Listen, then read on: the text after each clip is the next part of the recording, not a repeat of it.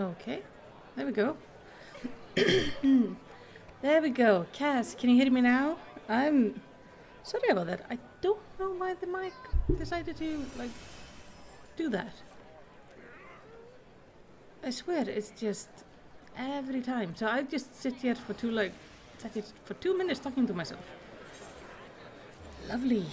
Let me know if you can hear this though, because now it's telling me that the audio should be working, but sometimes it just lies.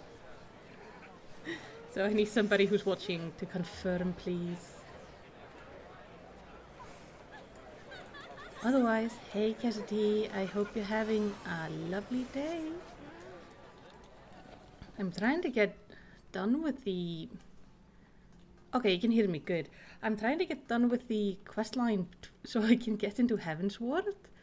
So at some point we can actually start having our glamour thing in Isgard. Because we haven't been able to yet because I can't get in there. So that's my goal. See where to go. Oh, hey Cass. Oh, your glamour looks so good. Oh, you want to see mine? Hold on, we're gonna look so good when we take the photo together.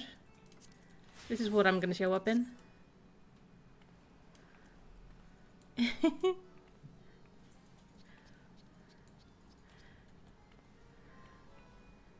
So is this masquerade outfit 1? This is mine. Because I think I'm gonna be cute. We're gonna match. Look. We're gonna be so cute together. You will be my personal jester. So, for those who don't know, Cass is a good friend of mine. They are the first people, they are the first person I started talking to in Final Fantasy, and they got me into my free company. And because of that, I have, had a lot of fun, gotten pretty much addicted to the game, and am now working on lore videos. I've even put myself on the waiting list for the Eorzea books, because I really want to figure out, I want to get all the lore, but they're both sold out, so I'm just on the waiting list. Because I'm not gonna pay $200 for a book second hand on eBay. Got business with me, adventurer? Yes, I do have this letter of introduction. So you're the woman the Admiral sent word of. I was hoping I might catch a glimpse of Thancred too.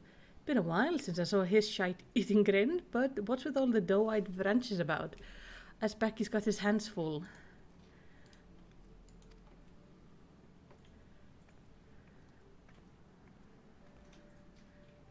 Ah, and you must be the Far Easterner that Marvel said wanted to train with us. Welcome to Limsa, my lady. I am Yugiri of Doma. It is an honor to make your acquaintance. I must confess, when I first learned of your organization, I had a certain preconception as the nature of your membership. It would seem I was mistaken. You're not the first person to say that, lass. Limsa is a city of pirates, to be sure, and pirates don't give two fuss about keeping a spotless reputation. They hardly need a secret society to do their dirty work. Might be as my people and I keep to the shadow, but we got nothing to be ashamed of. It's simply better for business that we remain unseen. And so you have developed fighting techniques suited to this purpose? I see. Now that the practitioner of my art too are denizens of the shadow, this is stealth that our strength lies. There is much we might learn from one another, I think. Then what in the seven hells are we waiting for? If you come with us, you Giri of Do What's It, we can get the acquaintance. What the hell? Dude! You Giri. Oh, you have the same talent with learning new names as I have. So, Yugiri of Do What's It, we can get acquainted in more private surrounds. Ah, that didn't come out right, did it? No, my friend did not. Lady Melicity, I shall remain with these people for a time, that I might study their ways. Though I loathe to be separated from my countrymen, I take solace in the knowledge that they are in the best of hands. You have been a true friend to us Domans. No words would suffice to express my gratitude. Ere long I hope to begin imparting my martial knowledge on the people of Eorzea. When the time comes, I would be my honor to welcome you as a student. Oh. So what class is he bringing? Because clearly she is bringing a new class. It's not a rogue class. Definitely not. But I'm curious, like, what is the class he ended up bringing? Oh. Cookie! Thank you. 10 cookies! Oh, and food. I have so much food. I need to remember to eat food. Yes, where did the new food go? I am gonna eat a cookie. Now, do I get a weapon? That is... Ooh. Oh, look at that! That's so pretty. I'm gonna have to, like, show my bow. It doesn't show. Also, thank you, Ireland. I think. No, not Ireland. I got an audio telling me something happened. But my update did not tell me. So if somebody Oh, it was... it was my whispers. Ah, love you. Oh, look at this bow. Okay, that's gonna be one of my new favorite bows. I'm gonna have to remember to put it in my glamour chest because it's so pretty. So, through the maelstrom, Yugiri has the air of a woman bursting with gratitude. Well, she is very nice. Much and more has occurred since the first behold Eorzea from the galleon stack. Suffice to say, I did not envisage being invited to play a part in your noble struggles. But forgive me, I have kept you over long. Doubtless you have pressing business of your own. Rest assured that I no longer require an escort in this land. When next you meet Lady Minfilia, pray relay to her my humble thanks. Would that I could do so in person, but I must needs fulfill my promise to the Admiral. Till we meet again, warrior of light. Bye, lady. So, I can finally go back to Mordona.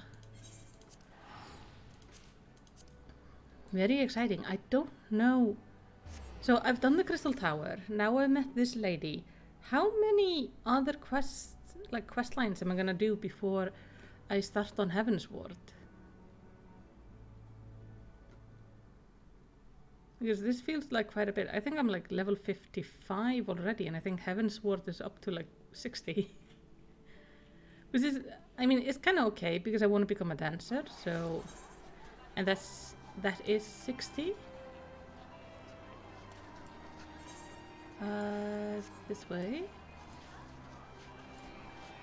So that's gonna be nice, but at the same time, it would be fun to progress onto the next main story.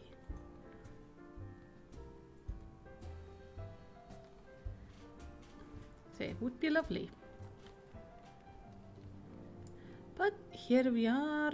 Okay, let's see what people are up to. Everyone has moved again. Hosen, the Rising Stones. What a peculiar name for a sanctuary. Yeah. I mean, the last one was the Waking Sands. So it's not bad. On behalf of the Scion, I bid you welcome to the Rising Stones. With your cooperation, we hope to grow rich and transform this place into the piling gold. Oh, Malicity, forgive me, but I must see to the Doman's need. Sure. History is our friend, young one. The answer to the problem of present are often found within the past. We need to seek them out. Oh, Istola is like teaching. What if you wanted to solve a problem that already happened, like the Garlean destroying Doma? Well, that is what makes it kind of complex. I've been tasked with helping out in the kitchen. Once I grow accustomed to my duties, I hope to treat our host to traditional Doma cuisine. Oh, so they're all starting like to work around here. That's so nice. An adventurer bends no to authority, but lives and acts according to his own belief. He is a master of his own destiny. In my native land there existed individual not unlike these adventurers, yet without a master to serve. How does one know the path one must walk?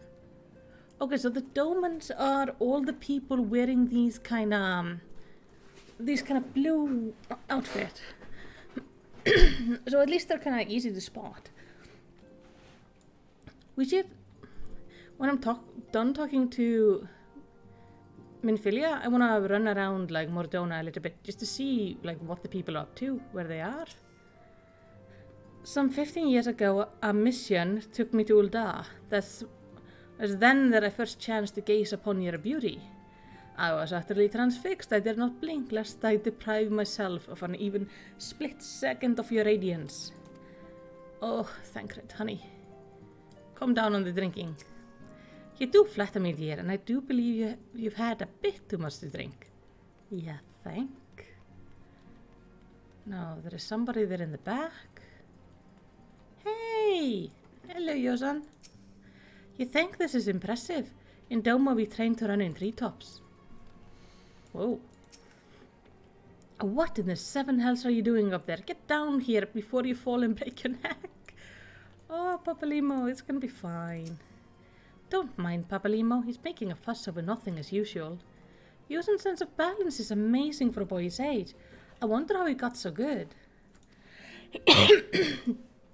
Well, he did say something about treetops. Hey, Boulder. Some of the Domans wanted to learn how to fight, and it's fallen to me to oversee the training. First, I need to find a suitable equipment for everyone. This is so cool. So nice to see everything is kind of progressing over here. Well, Minfilia, there is time for us to like go on with the story, please. Preferably in the direction of, like, Heavensworth. I have been reflecting upon the events which took place during our visit to Vilbrand. If you have a moment, I would share my conclusions with you. Please, bear with me. When the Sahagin Elder summoned Leviathan, he employed the power we have come to know as the Echo. Though I cannot well explain the how of it, it would seem he became immortal in so doing. When the Admiral subsequently slew him, his spirit emerged from his lifeless flesh, a consciousness shorn of physical form. Thus transfigured, he took up residence in the body of his minion with the ease of a man donning a favorite glove. Long have I known that the Echo allows one to pass through the walls of a man's soul. But never did I imagine that it could free us from our own flesh, nor less that our souls could then occupy the next corporeal vessel to take our fancy. It's very much like the Ashkians, when you think about it. Because they kind of, take over people like that. It was of this that Elidibus spoke, an existence which knows neither cessation nor oblivion. And yet, though the Sahagin had mastered his gift and thereby become immortal, he was by no means invulnerable. As we both bore witness, he was ultimately absorbed into Leviathan. And the import of this observation? If the Ascians' mode of existence is indeed the same, it can be inferred that they too are not invulnerable, that they can be destroyed. There exists a legend which tells of souls who are reborn upon the cusp of each umbral calamity, that they might stay the encroaching darkness. To most, it is but a fairy tale, yet recent events have given me cause to wonder, could the legend in fact refer to the Echo?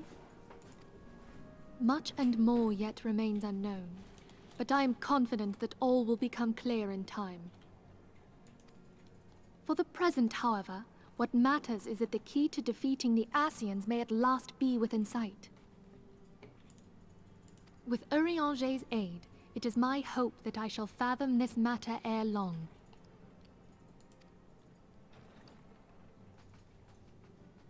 Hey, Urianger.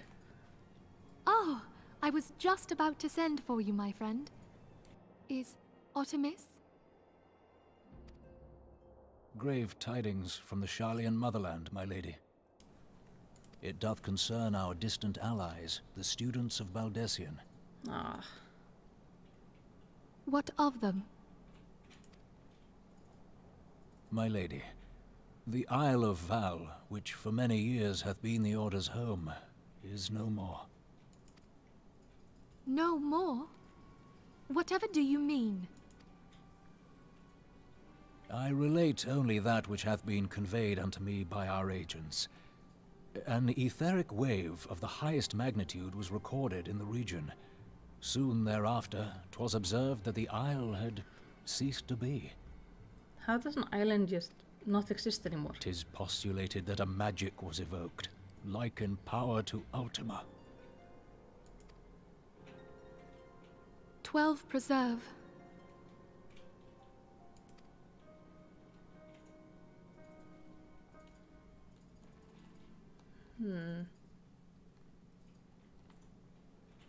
That's definitely concerning. If there are no other matters, I move that today's meeting be adjourned.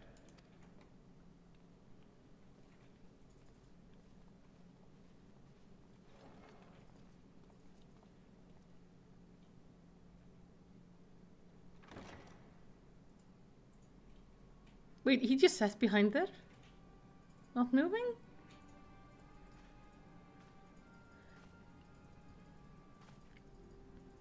It is done, my lord. Forgive my impertinence, my lord, but these orders, I am uncertain as to what end they serve.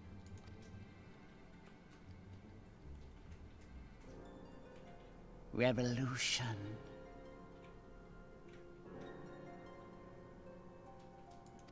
Okay. Yeah, that I don't trust him. Nope. There seems to be all sorts of bad stuff going on over there.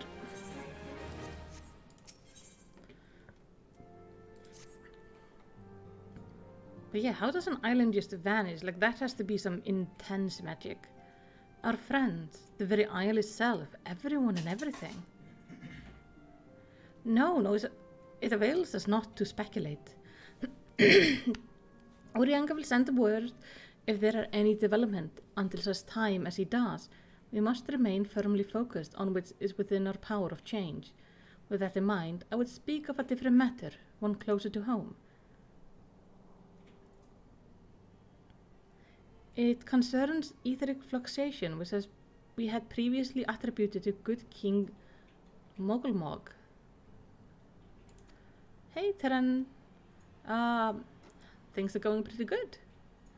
The king is no more as a blessing for which we have you to thank for.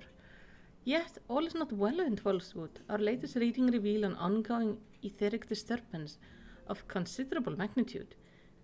They may even suggest the presence of a primal.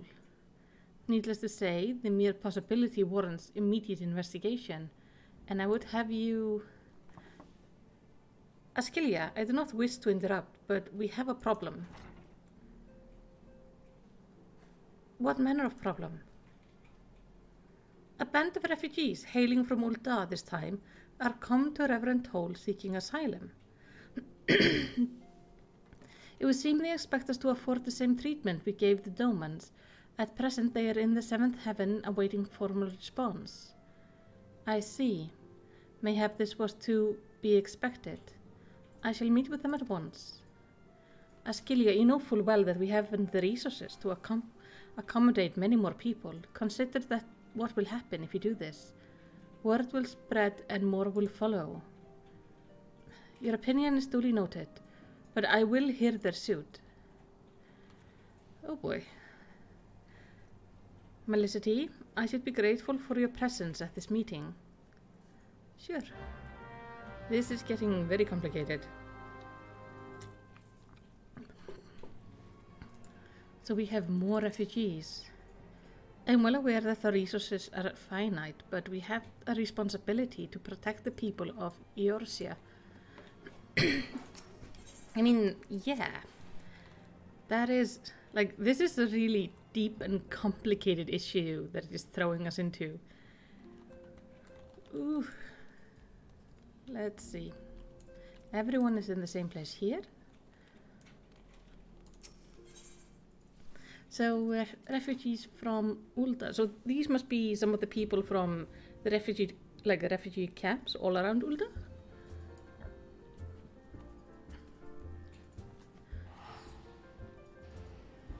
Oh, pretty dresses. Draggle-tailed refugee. Hello.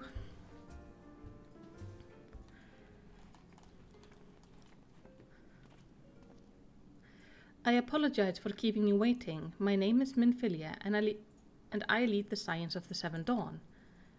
12 be praised, it is you. We're ready and willing to work, same as the Domans. Just give us a task and we'll see it done. Pray calm yourself, I appreciate your enthusiasm, but I know not of your situation. Beg your pardon, Antecedent, I ain't so good with words. We've been living off the scraps of Ulda for years now, trying to piece together a life to replace the one we took. They say there's work, but there's not for an honest man. Not as wouldn't sully his soul sooner than his palms, and he wrote. The flames do what they can for us, of course, but it ain't near enough. And it's only gotten worse. When the calamity brought us to our knees, those rich bastards in the city didn't help us. They climbed on our backs.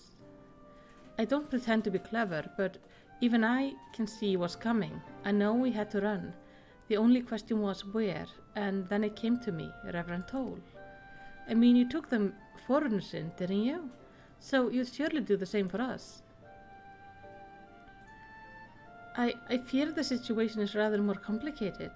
While it is true that we accepted the Doorman's petition for aid, that decision was the product of extraordinary circumstances.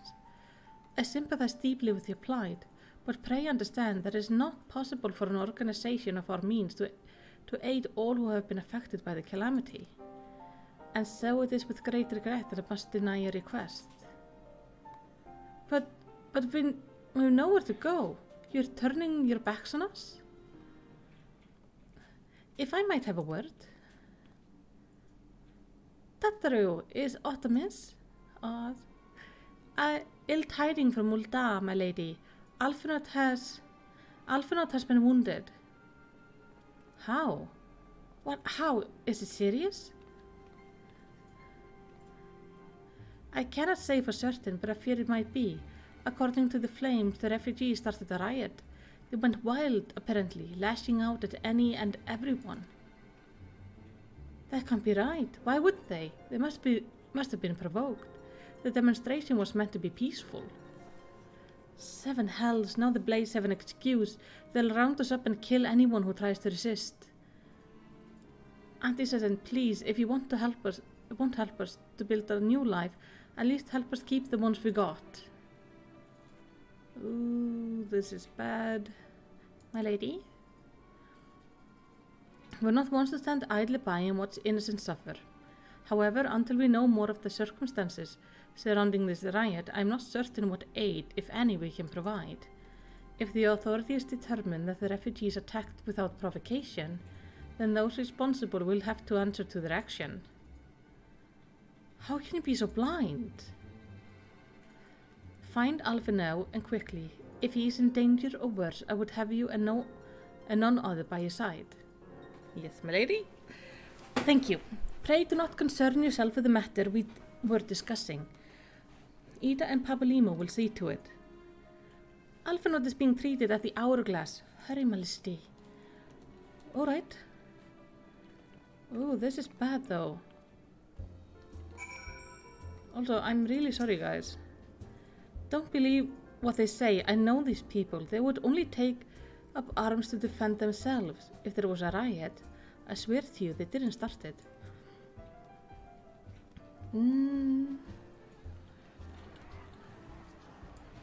That sounds very shady. Gosh, there's a lot of people in here today? A lot of people. Well, let's go and see Alpha. He probably can tell us way more about this than like the Immortal Flames or anyone.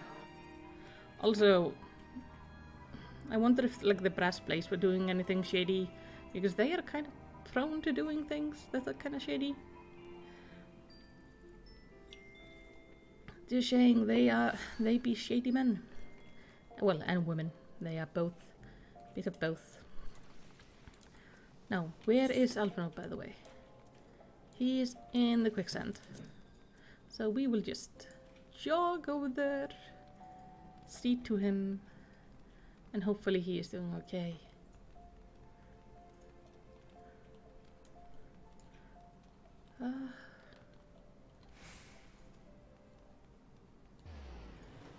Oh, dwarf rabbit. That's cute. Okay, Mamodi. Oh no, Alphonse is just standing out here. Hey, buddy. You okay? Come, you must have gathered by now that Tataru is given to exaggeration. As you can see, I am quite well. Ul'dah, on the other hand, is not. This riot was anything but an isolated incident. There is a restlessness in the air. Tensions long simmering are at last threatening to boil over.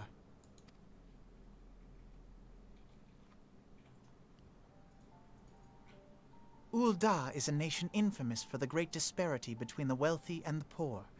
The majority of the populace accepts this state of affairs because they believe that every man bears responsibility for his own lot in life. To an Ul'dan, money is the foremost, and some would say the only measure of a man's worth. Small wonder that the wealthiest wield the greatest influence. So where do the refugees fit into this social hierarchy? What place is there for those who fled Alamigo and the destruction of the Calamity? Plainly, there is none. They have no wealth, no power, and no worth. To the Ul'dan way of thinking, they may as well not exist. Choosing to ignore their existence, however, is patently not an option. General Rauban and the Sultana understand this, which is why they ordered the Immortal Flames to provide the refugees aid and succor. Yet none would dispute that the expenses incurred by this policy grow by the day, with no end in sight.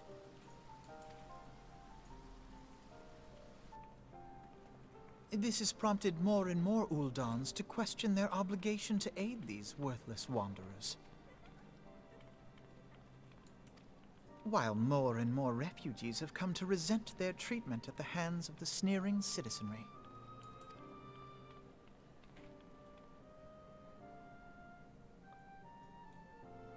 The manner of Lord Lolorito's refusal to grant the Dolmens asylum bespoke a disdain for all refugees, an attitude shared by the rest of the monetarists. And you may be sure they make no effort to conceal their opinions. It was only a matter of time before the refugees united in protest. Nor is it any surprise that some among them would ultimately resort to violence.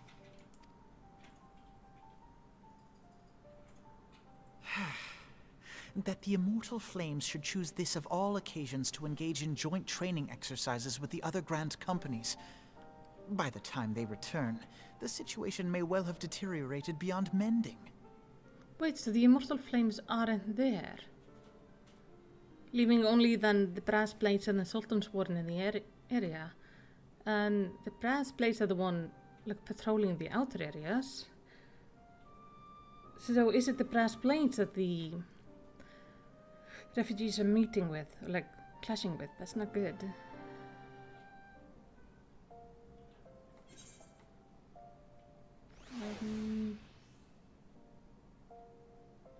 I'll just take the money, please. Alphino, this is bad. As I told you before, it was all but inevitable that incident of this kind would eventually occur, given the rising tension in the Sultanate. Nevertheless, I have reason to believe that this particular riot may not have begun spontaneously. Have I piqued your curiosity? Good. Then you will accompany me to the Hall of Flames. I would hear what General Rauban has to say upon the matter. Yes, I am very curious about that. I think this is a deeper issue. I mean, violence is never okay, but there's also, like, this seems to be a very complicated political thing going on.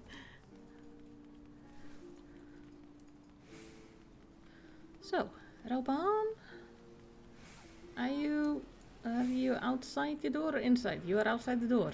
Hello. Now is not a good time, Felicity. My hands are full dealing with the refugees.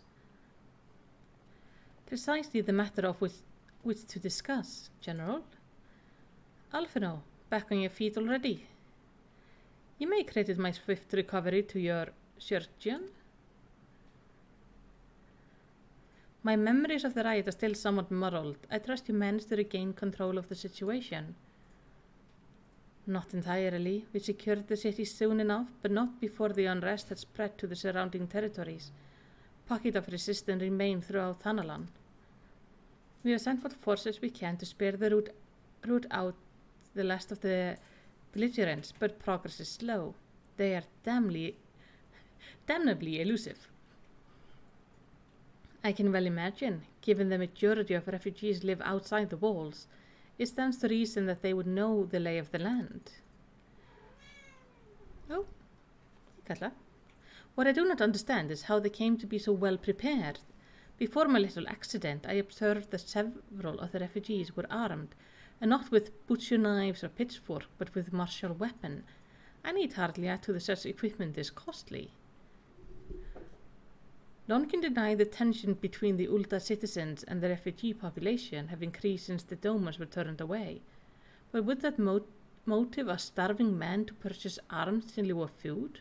I think not. And what of those who are not even a single guild to spend? Who could not survive without the aid provided by the immortal flames? Surely they would sooner sell a weapon that bring it to bear against their benefactors. Come to the point. Very well, my point, General, is that this powder keg of discontent was not set alight by chance. These events were deliberately set in motion, and now order must be restored. That is my first duty. Until it's done, any investigation can wait.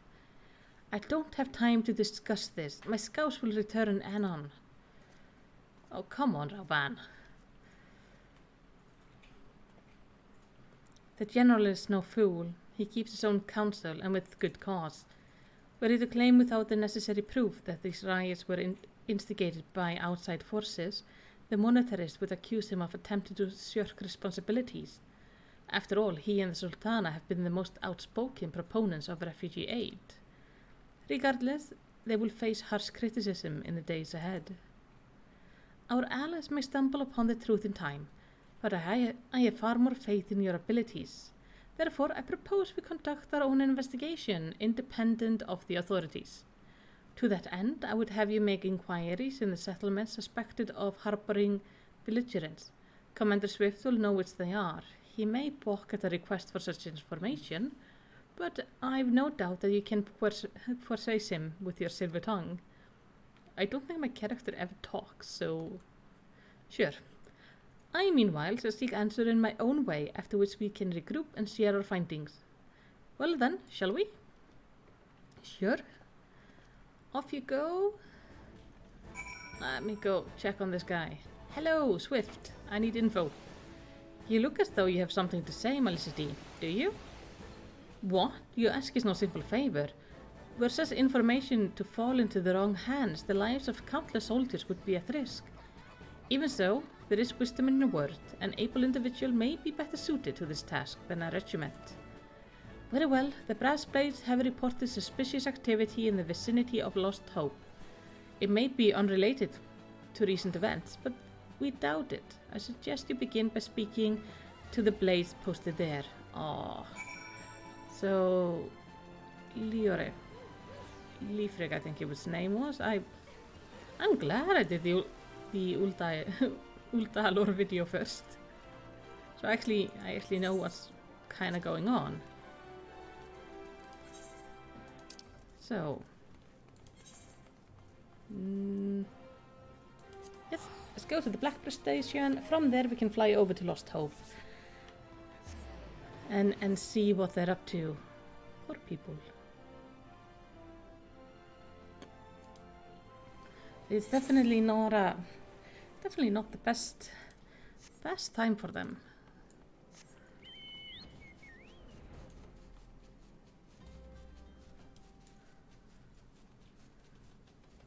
Yep, Leifrik is still here. Hello, Leifrik. A friend of the Sultana, are we? I take it means somebody has read my report. The refugees who left with the merchant have yet to return, and I am increasingly concerned that Sasavaka's suspicions were correct. You haven't the foggiest what I'm talking about. Never mind. Speak with Sasavaka. He will explain everything. Alright. And what brings you here, adventurer? A search for refugees? Well then, you've come to the right place.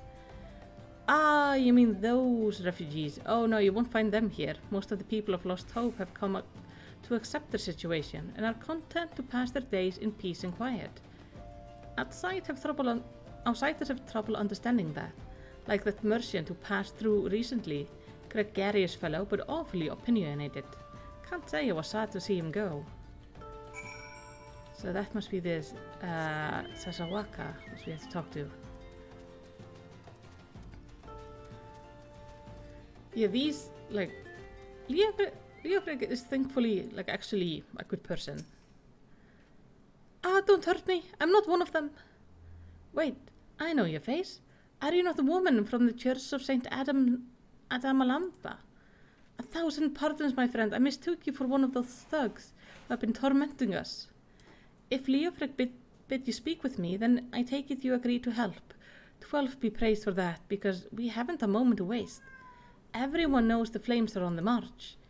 The others have fallen under the fanatic spell, but not I.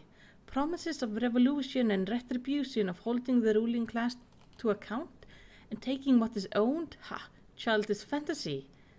I did everything I could to dissuade the others from leaving, but few would heed my word. Now that one of our idealists has returned, however, the madness of the merchant plan is plain for all to see. Look behind the yonder tent, and you will understand why. Even now he babbles incoherently, so traumatized is he by the bloodshed he witnessed. Try as I might, I can't make little sense of his word, beyond the fact that he was not alone in surviving. Yet I've no doubt that mercenary will lead the remainder to their doom. I beg of you, find them before he does. Oh, that sounds bad. I'm gonna eat another cookie. No, here we go. Terrified refugee. Hey, buddy. You okay? What are you doing? Don't draw. Why didn't you run away with me? We could have escaped together. Then you'd be here with me. Be here to soothe me. Why didn't you have to stay and leave me alone? Let me soothe you, buddy. So let's just go soothe. There we go. Calm down. Who are you? What do you want? It's true. I followed the merchant and may the gods drag me down for my folly. What I will not give you, you must take, he said. When we asked how, he revealed the cache of weapons he had brought and implored us to seize control of our fates. I thought about running then and there, but the others were so excited. He split us into 2 groups, sent us off on our own. But when the flames found us, we didn't know what to do. Our leader tried to parley with theirs, but then they started arguing.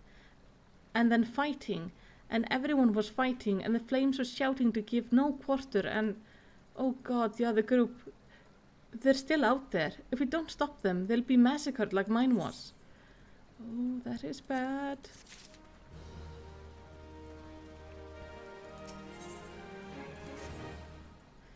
The other refugees are hiding in the cave south of Lost Hope, but to approach them would be fruitless.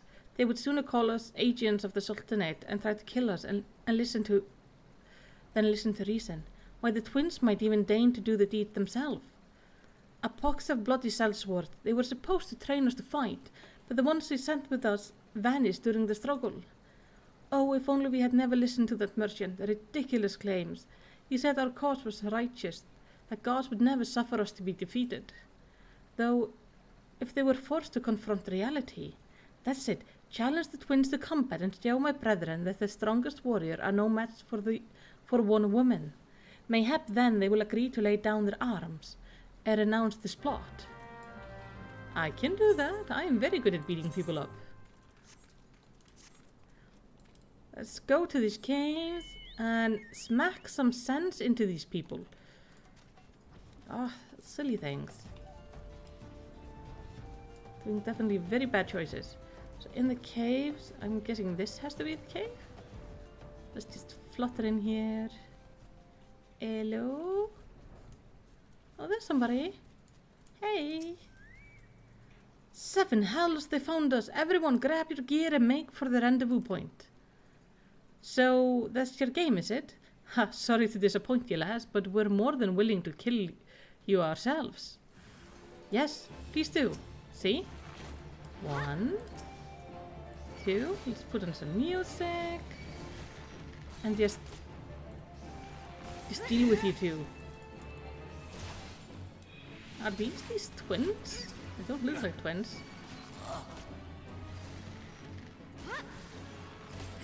Oh, the rest is just sitting there.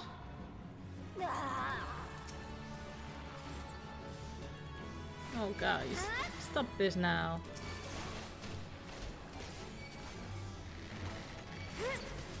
You're only making this worse for yourselves.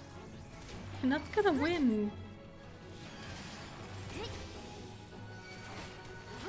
He's like barely taking down my health here. You done? No, you're not done. Okay. Fine. Fine. I'm just gonna AoE the two of you down. Is this a class quest you're on? No, I believe this is part of the main story quest. It has at least this main story quest symbol. I am currently in the quest line between A Realm Reborn and Heavensward. Can I talk to you? Yeah. You beat them like it was nothing. Thal Almighty, what were we gonna do now? You're gonna stop this nonsense and go back home? Like, get rid of the weapons and pretend you weren't one of those taking part in the fighting, so you won't get hurt. But yeah, this is part of the middle, I think it's the middle, like, quest line between the two packs. So far, I've done the Crystal Tower, I've helped the Aura Lady, Yugiri, I think her name is, and now there are other refugees coming. So I'm guessing this is still part of her questline, technically, because helping the Dormans made other refugees show up in our place, and now they have, like, rioted in Ul'dah, which is bad. You've returned. Did you find my brethren? What of the twins? What happened? I see. Well, you had no choice. Better than that a handful of them take a beating from you than the lot get butchered by the flames. Tell me, what did the merchant have to say when it was over? Huh? But where else would he be, unless he went to Stonethrow to recruit others? Yeah, I didn't see any merchant. I would very much like to actually speak to this merchant. Victims, okay, so you know kind of where I am. That's good. Do you know how long I have before Heavensward starts? This middle part is actually surprisingly long. The terrified refugees would have to find the shady figure who is trying to stir dissent among his brethren. The merchant wishes to approach the refugees in Stonethrow, but was waiting until the flames withdrew their forces from the vicinity. Now that they have, there's nothing to stop him from continuing his work. How many more must perish in pursuit of this futile cause? How much more suffering must we endure before it ends? Find him, convince him to cease his mad quest. It will surely lead us to ruin. Oh, I like this outfit. The white mage dress is so cool. I'm still working on like leveling my white mage. She's not a white mage yet. She will be soon. Wait, stone throw. Where is that? Down there. Okay, let's flutter away to stone throw and see if we can find this merchant and give him a suitable smack on the head.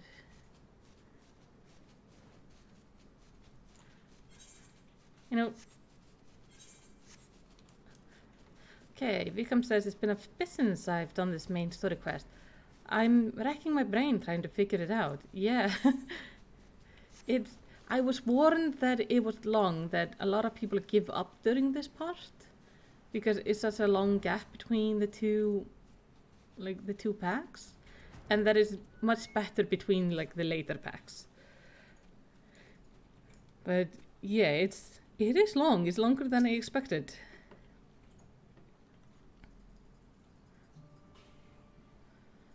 Oh, have you seen my parents? Oh God, no. Oh, sweetie. They told me to stay here with the others. They said they'll be back soon, but it's been days. They left with the man from Ul'dah. The man said they were gonna change everything, make it so we could live inside the walls with everyone else. I liked it when he said that. I didn't like it when he talked about making the rich people pay. Everyone looked so angry and I got scared. Oh. Say, miss, are you looking for someone? A merchant.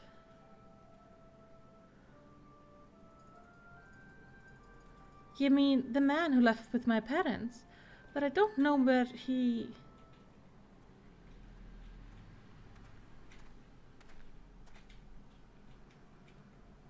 Wait, look over there. I think that's him. Well now, which of these gullible fools shall be my next victim? Hello.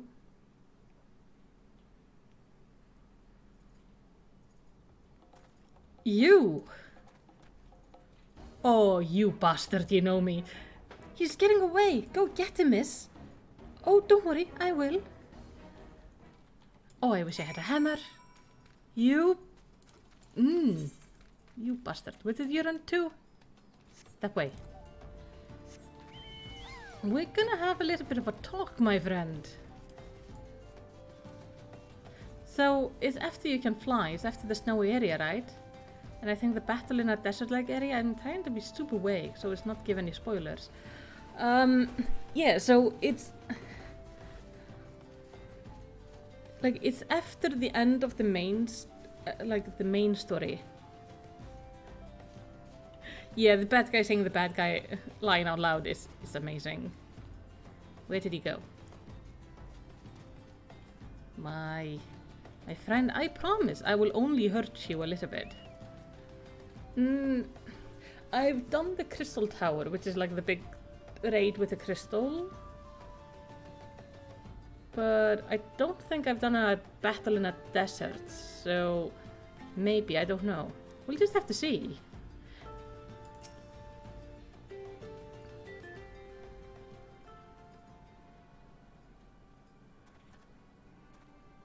You again. Why are you pursuing me? Why do you think? Sedition, treason, revolution. That's preposterous. Who has filled your heads with these lies? Refugees? The self-same refugees who terrorized the streets of Ul'dah? Ha! You have no evidence to prove your accusation. None. No, I will not accompany you to the Hall of Flames. You have no right to detain me. For the sake of argument, let's just say I did do things you claim. Surely you don't think I give a querens arse about politics. It was business, only business. Are you gonna start to want talking very quickly, dude?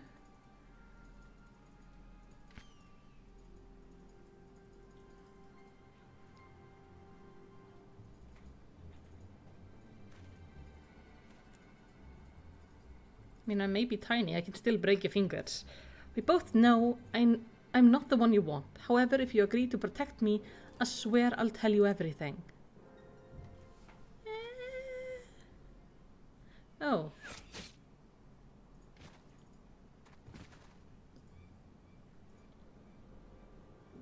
Well, you did your job. I saw where the other one was. What's all this commotion? 7 hells! Tell the others, spread out and search the area. The killer may still be close. Yeah, I'm a very intimidating potato. Like in my ruffled little dress, looking adorable. Hold, adventurer. I would know more about your relationship with the victim, as well as the event leading up to his death. Well, let me explain. This man was responsible for the recent riots. Mayhap we owe his murderer a debt of gratitude. In any case, it is obvious you're not the one we seek. You may carry on with your investigation, Cyan. That's good. Let's just ignore the fact that I'm an archer. Yeah, that was a really tidy murder, wasn't it? Just no hesitation, just shot in the chest. I mean, that's one way to do it. You don't want him to talk? Just murder him. He can't talk if he's dead. Alright. Let's go to Rauban and Alphino and tell them that I found shady dealings. Have you noticed how many of the Lalafell are super evil? Yes! It's amazing. And most of the evil ones have like these pointy little beards. It's like, oh, how can something so cute be so evil? It's amazing. What news, Melicity? Where is the merchant? Ah, he's dead. Murdered? Damn it all to the 7 hells. He was not simply murdered, Melicity, he was silent. Too many knew his face, and he was ready to divulge his secrets. Do not despair, though. Oh. Yeah, let's not look at the ass of a cat. Do not despair, though. We may be closer to identifying the true orchestrator of these riots than you realize. I would hope so. Is this upgrade? Yes, we are upgrading things. The Flame of General left word that you were to proceed to the Fragrant Chamber as soon as you return. He wishes to discuss your recent discoveries, as well as the result of our own investigation. Master Alphinaud has already been informed and should be waiting for you outside. Pray proceed to the Royal Promenade and with all haste and speak with Bartholomew. Yep, right away. Let's go talk to the Sultana. Like the first few quests that I remember deal with slave trade and human trafficking. I've not seen slave trade or human trafficking, but I've seen like Lolorito actually used his goons to try to kill a guy, just because the guy was gonna be like potential competition. But yeah, just Lalafell seem to be shady as fuck. This is really funny because they are so cute and innocent looking, and then they're just super evil. So, Chamber of Rule.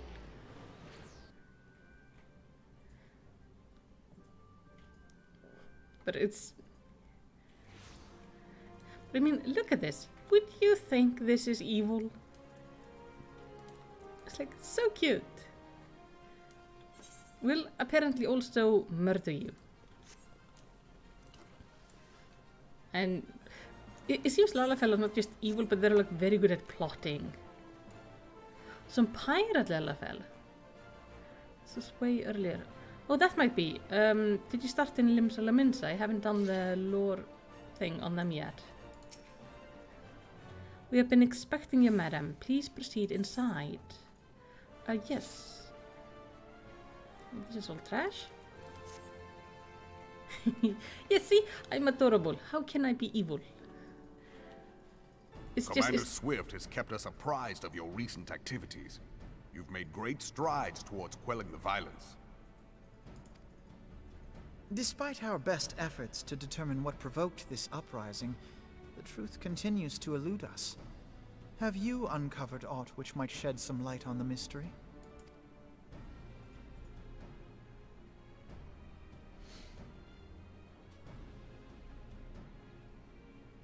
This information does not leave this room. The Syndicate's decision to reject the Doman refugees' appeal for asylum had lasting repercussions. A number of those displaced by the calamity claimed it was proof of a policy of discrimination. Together with a group of Alamegan refugees, they organized a series of demonstrations to protest against the Sultanate. Demonstrations which became heated, but did not descend into violence. Until a certain incident served as a call to arms. A unit of brass blades sent to supervise a demonstration loosed arrows upon unarmed protesters. I knew it was the brass plates. It's always the brass plates. Those fuckers are corrupt. Like, really corrupt. It was this atrocity which prompted the refugees to take up arms. I need not tell you what followed. We assumed at first that the attack was born of a miscommunication. When emotions run high, they happen. But suspicions were raised regarding the unit's commanding officer, whom I ordered interrogated.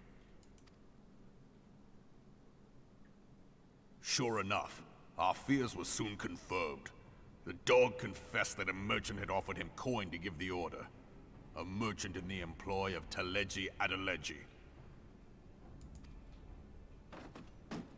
Teleji Adeleji. But he spoke in favor of the Doman's cause, and has ever seemed sympathetic towards the refugees' plight. Why would he do such a thing?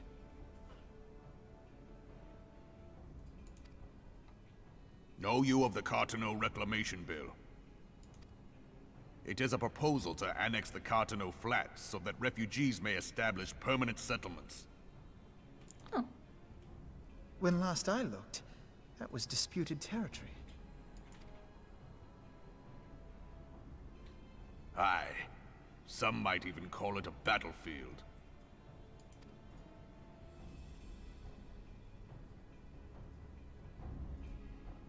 Disputed between who?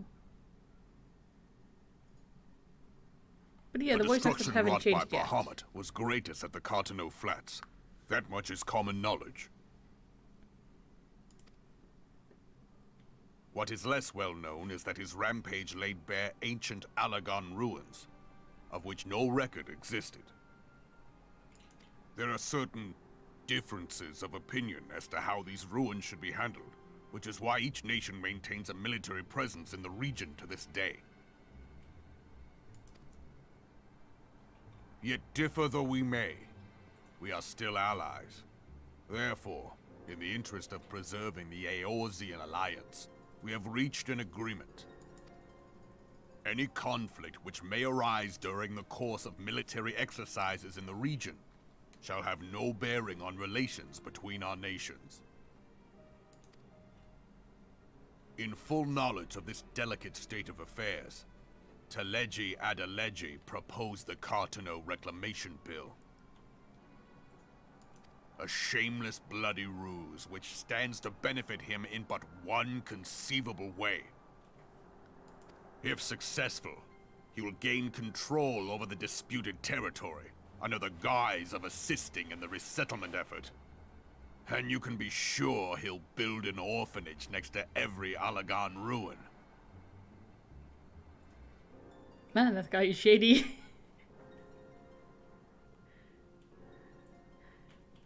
The man would threaten the unity of the Eorzean alliance and risk countless lives for personal gain. He walks a path all his own, independent of any faction and beholden to none of his fellows on the Syndicate. By inciting the less fortunate to violence, he hopes to convince others that the Cartano Reclamation Bill is the only viable solution. His sympathy for the plight of the Domans was not but posturing to gain credibility with the refugees. Of that there can be no doubt.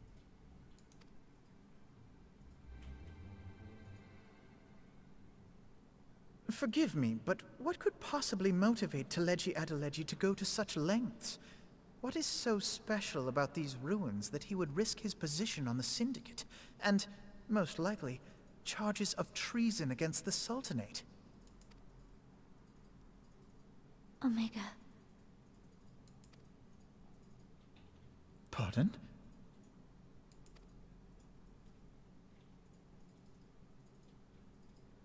An Oligon monstrosity, not unlike the Ultima weapon. Mayhap larger, we know not. It has yet to be fully excavated. Oligon inscriptions indicate that it was created to fell Bahamut himself. Oh shit. If accurate, it might explain why Nail Van Darnus chose to bring the Red Moon down upon the Cotonou Flats. Given the ends he went to ensure Eorzea's annihilation, destroying the one weapon which could stay the Elder Primal may well have seemed like good sense. When first I bore witness to the power of the Ultima weapon, I doubted the evidence of my senses. And now you tell me there is another such weapon. One which could contend with Bahamut. Bahamut! Aye, we were skeptical ourselves. Truth be told, until the Ultima weapon's existence came to light, we thought the inscription had been mistranslated. At present, Omega is more akin to a fossil than a tool of war, having long since ceased to function. Okay, that's As good. such, its true potential cannot accurately be gauged. However, if someone were to restore it, as the Garleans did the Ultima weapon, I have little doubt that he would wield untold power. Power enough to subjugate Uldar like as not, and the rest of Eorzea besides, which is doubtless why Teleji Adeleji yearns to have it. That he should aspire to world domination. He who has ever walked 2 paces behind Lord Lolorito in matters of commerce. 'Tis in acknowledgement of his own limitations that he seeks this power. Woe betide us all should we allow him to have it.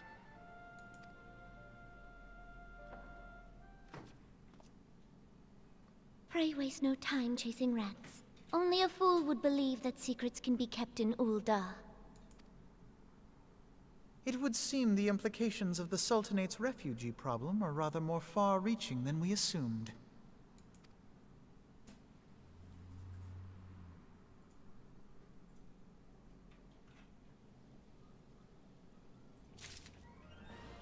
That is.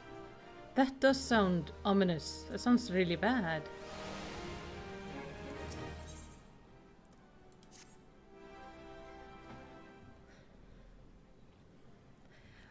I should be glad to know the truth, and yet, the thought that all this chaos was to produce a one man's lust for power sickens me. How long do you think they intend to hide the existence of Omega from the science? That they even felt the need to do so is most troubling.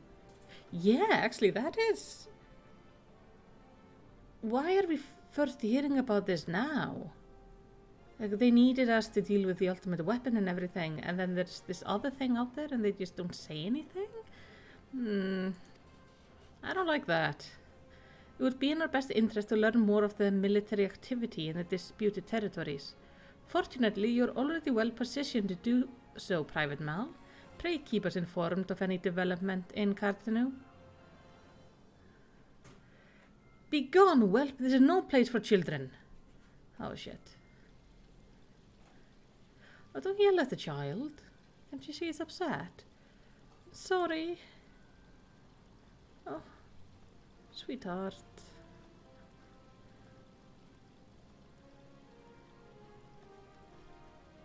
I was looking for you, miss. You said you were looking for the man who left with my parents. You know this girl?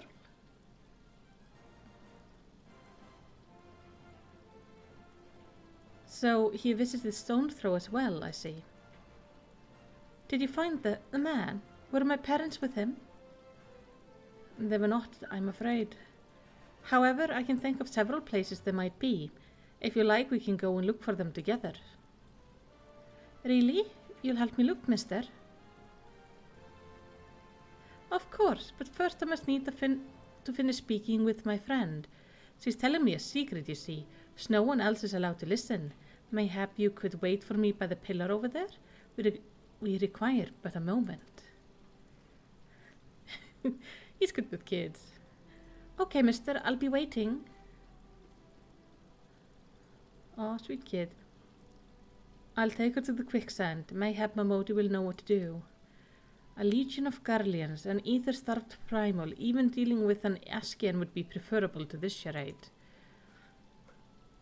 Sometimes I fear Minfilia is too ambitious.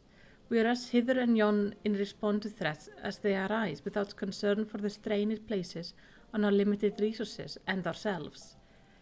Mayhap the time has come for a change. Melicity, this is Minfilia. I know this is sudden, but I must ask you to return to Revenant Toll with all due haste. The situation in Twelveswood has taken a turn for the worse. I will explain in detail once you arrive. Yeah, well, off I have to go.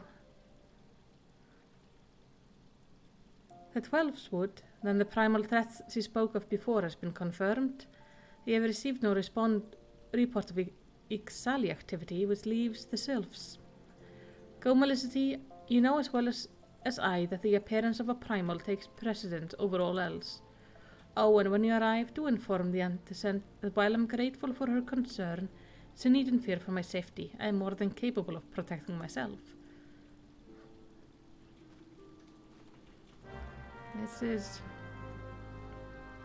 This isn't optimal situation, that's for sure. We've had several times now of us having to run back and forth between places, and it indeed does feel like the Scions are kind of stuck in everything that is happening everywhere. So we're spread very thin.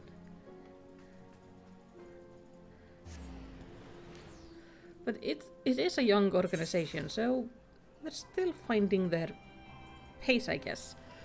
Like how to best do things. Let's go talk to Minfilia. Oh, I love this little power pose. So cute. Cute hat and everything. And maybe we can tell her also like, hey, by the way, you know, new weapon called Omega. Really bad. Oh, you think, why come you think this is earlier than you were thinking? Maybe the story isn't, has changed, the order may have changed a little bit since you last played through it. I know the Crystal Tower, they had changed some of the quests a little bit. According to some of the people who watched it, they said, they used to have to grind face and stuff. They do a lot for what seems like a staff of 8 people. Yeah, they do. It is so much work. It is a relief to see you healthy and hale, Melicity. The latest news for Ulda was most disturbing.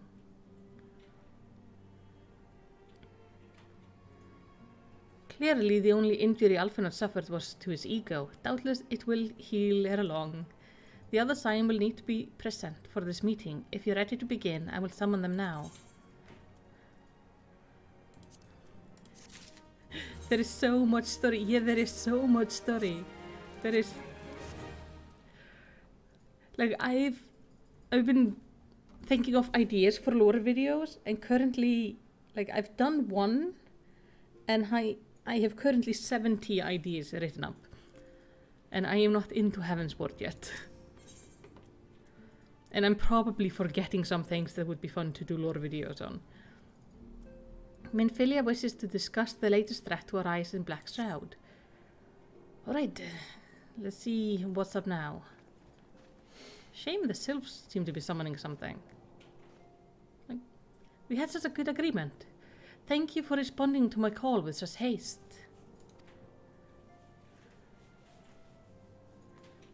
Rest assured, I should not have summoned you were it not urgent. To business then. I have received some disturbing news from the Order of the Twin Adders. They have reason to believe the Sylph may have called forth the Reverend Guardian, the primal Ramu. Oh, so it's not Odin. I'm sorry, may have? Then it's not certain. The Elder Seer informs us that the elemental themselves murmur of the Lord of Levi's return to the forest. The Sylphland, however, display no sign of undue commotion. Forgive me, Anderson, but that fact needs not contradict the elemental's testimony. Unlike his more bellicose compeer, Garuda and so on, Ramu is reputed to act only in the defense of his children. I imagine he will soon make his presence known if any were foolish enough to directly endanger the Sylphs or their territory. The abruptness of this development concerned me. Were we not keeping a close watch on the touched ones and their movements? If preparation for a summoning ritual were indeed underway, that would surely not have escaped our notice. Oh, it didn't. I was pretty sure it was going to happen, just not this soon. I beg your pardon, you foresaw this eventuality and did not to prevent it?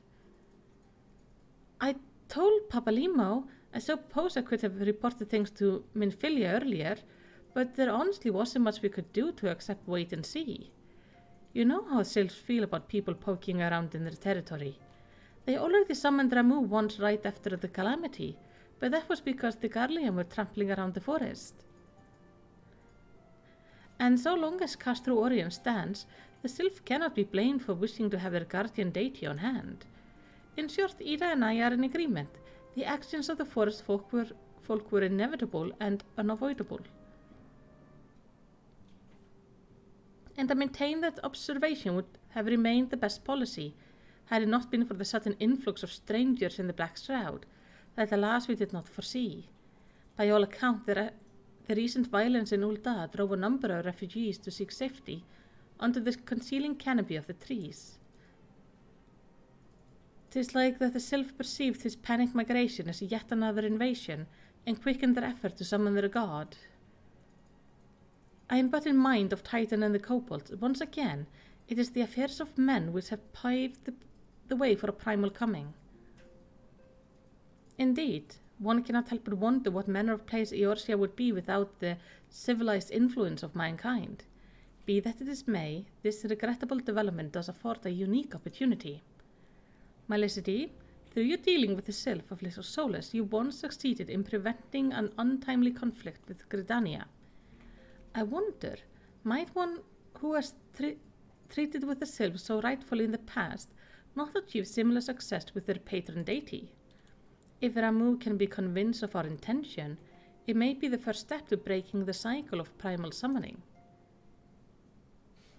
A fond hope, which is a thing possible, we could not have been at war with the beastmen since time immemorial. But maybe this time we can. Let us continue this discussion anon. We must need first consult with the nation most affected by Ramu's presence. The Elder Seer had requested your personal involvement, Felicity. Pray report to Commander Helix at the Adder's Nest as soon as you're able. Steel yourself for the worst. While I hope for a peaceful resolution to this matter, experience suggests that your meeting with the Lord of Levi will prove less than amicable. In such an event, your fellow Scion will of course lend you whatever support you require. I'm curious, can we maybe just talk it down, just calm matters? That would actually be really interesting. That for once we do not have to go and take down the god, but instead just talk with it. I mean, it can't convert us anyway because of the echo. So we're not in any inherent danger from talking to it, except if it decides to smack us into the ground or something. But I mean, that's for a Lalafell, that's just a constant danger anyway. One of the bigger races sits down wrong and I'm dead. So I think it's gonna be fine. Hello. Hulux, how you doing? I'm trying to click you. Hello. Can I talk to you, please? Thank you. Private Mal, your arrival has been most anticipated. The appearance of a primal is ever cause for alarm and unease. Though my men stand ready for any eventuality, I know of none more qualified than you to snuff out this threat. Indeed, I would have you do so without delay. The Elder Seats here, however, would speak with you first. She is of the opinion that your diplomatic rather than martial skill may better serve our cause. I will leave further explanation to our leader. Pray make your way to Novika's altar. The conqueror in attendance will admit you too low to stand. Yes. Ah, Wycombe says, I think primals are summoned with anger and fear, so when they appear, they're in attack mode. That could make sense, yeah. Like they're being summoned to defend the people. So that could be, like, definitely an issue. Maybe we can talk to it. I'm hoping we can talk to it. That would be a huge thing if instead of fighting it, for once we could just talk this out. The other signs have already arrived, madam. May I show you in? Yes. So I'm guessing Ida and Papalimo are here also? That's good.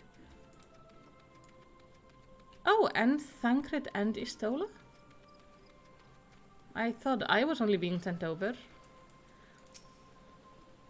I see the Sylphs have sent their own representative. There can be no doubt then. Oh, that's cool. It said that once Ramu passes judgment, his wrath is implacable.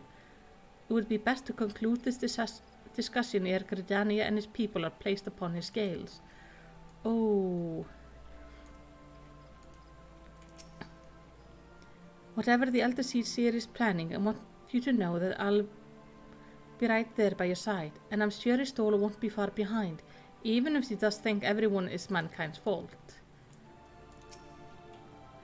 I am most curious to hear how the Elder Seer means to treat with Lord Ramu. Hey!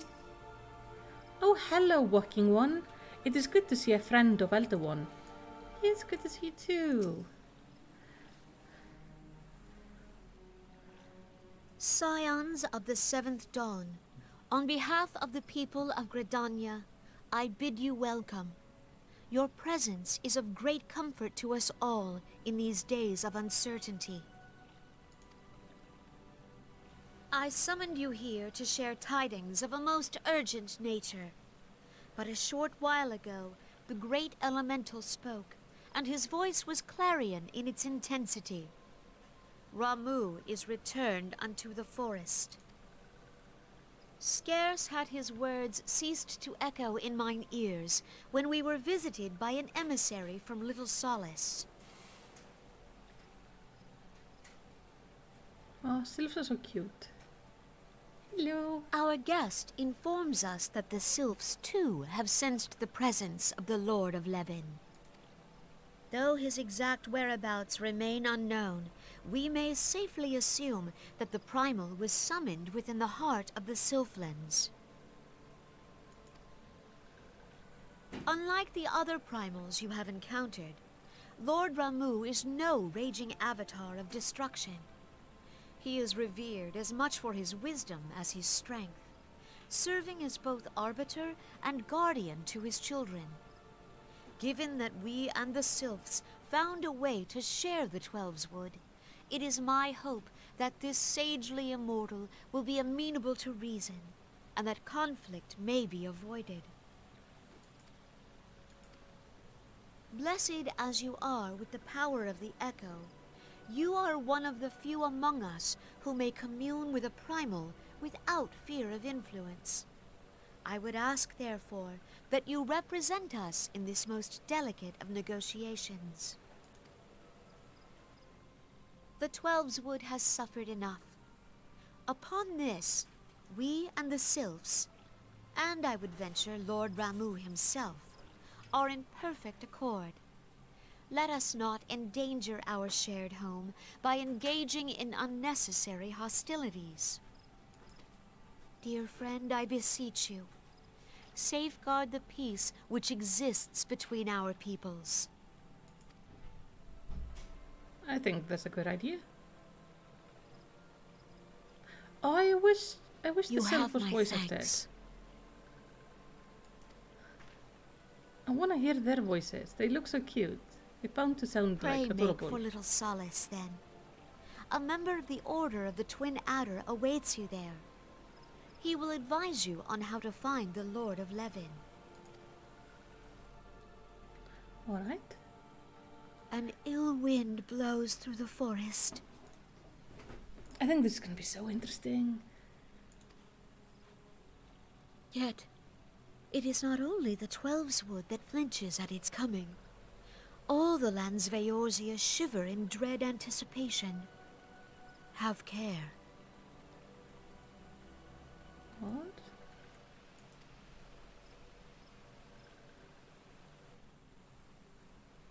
So something bad is coming. Maybe that's because of the Omega thing they're like unearthing? It's kind of hard to tell. I am curious. I am very curious. Well, off we go. We talk to the sylphs and see at least if we can't like go and talk to their primal and just get this sorted. Hey, Brother Bear, how you doing? Always nice to see you in the stream. We are off to talk to the sylphs. They've summoned up a primal and we are to go talk to him. Instead of just beating him up like we usually do. Private Mal, I was told to expect you. I understand you go to treat with the primal Ramu himself. An unenviable task, but one for which I have no doubt you're well suited. I've been told that your fellow Scients are conducting an investigation of the area as we speak, that we might ascertain the location where the Lord of Levin might be found. I would ask that you abide here until they return with their finding. Oh, Brother Bear, you say you enjoyed my Ulta video? Oh, thank you. I'm glad you liked it. And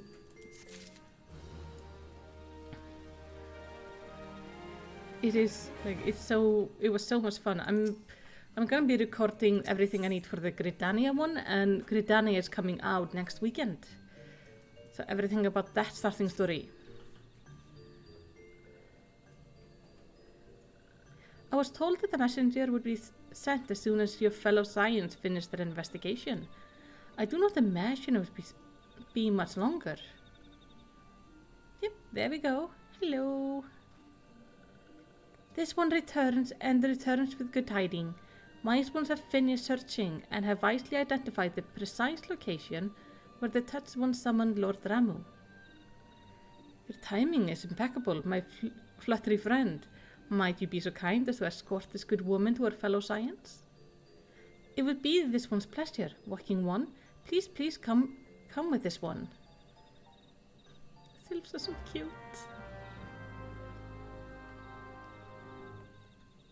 They are absolutely adorable. I need to remember that I would also like to make a lore video sometimes on the sylphs and to write it down. This is the way. I've written down like a lot of ideas, but if you guys have any like ideas of what you would like to see covered in lore videos in the future, like distant future, but still, I would love to hear them. Just throw them down in the comments. Ooh. What's that? That looks pretty. Hello. Wise ones have ventured deep within the Sylphlands. These ones must proceed carefully and keep an eye out for touched ones. Yeah.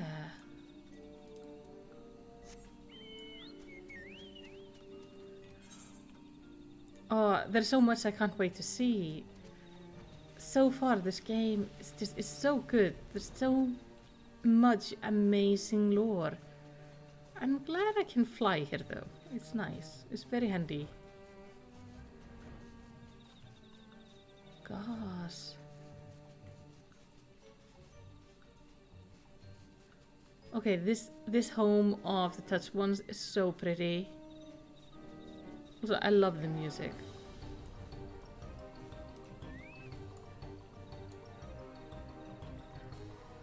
Oh yeah, so I think flying came with... Didn't flying come with Heaven's Ward? So originally you couldn't fly through it. I'm like... I'm not touching that thing. This one is much sorry, but this one can go no further. Draw too close to the Lord Ramu, and this one may turn mean and nasty like touched ones. And so this one must say farewell for now. Walking One will find wise ones not far from here to south. Go in safely, Walking One. This was a hideous tangle of death. I am glad I don't have to go through it. He's so cheaty. Yeah, well, wouldn't you? I'm happy to get to like flutter through places and see where it takes me. Hey, Thancred and Istola and Ida. Ah, there you are. It is you, isn't it? Would hope so.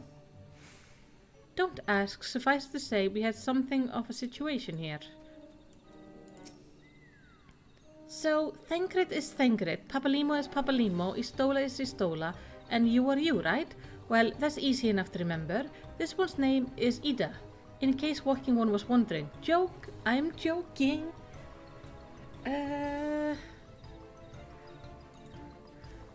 Why? What kind of things has been happening to you guys? So, it's actually you. I'm relieved. For a moment I thought you were dealing with another one of those confounded self-tricksters. I swear with them wreaking havoc with their skin-changing magic, it's a wonder I was able to finish taking my measurements. Yes, it was quite the ordeal. You should have seen the look of Istola's face when the one impersonating you suddenly showed up. That's quite enough, Papalimo. My apologies. It's not like me to ramble so. At any rate, as I was saying, I have finished measuring etheric activity in the area. Am I pleased to say I have reached an indisputable conclusion, to wit that Ramu was called forth in the vicinity of the Sylph Aetherite. Come, Melicity, the Lord of Leven awaits. So, are they? They aren't safe from being, like, taken in, are they? I don't think so. By the way, the music here is amazing. See, I'm running on the ground. I'm getting slightly your experience, but yeah, this... Playing something so long after it comes out often leads to you skipping some interesting things. Yeah, I like the Sylphs, they are really funny. They're very clever. Greetings. Oh, no, don't fly away. I'm very friendly. I just want to talk. Thine order betrays thee, servant of Heidelin. Hello.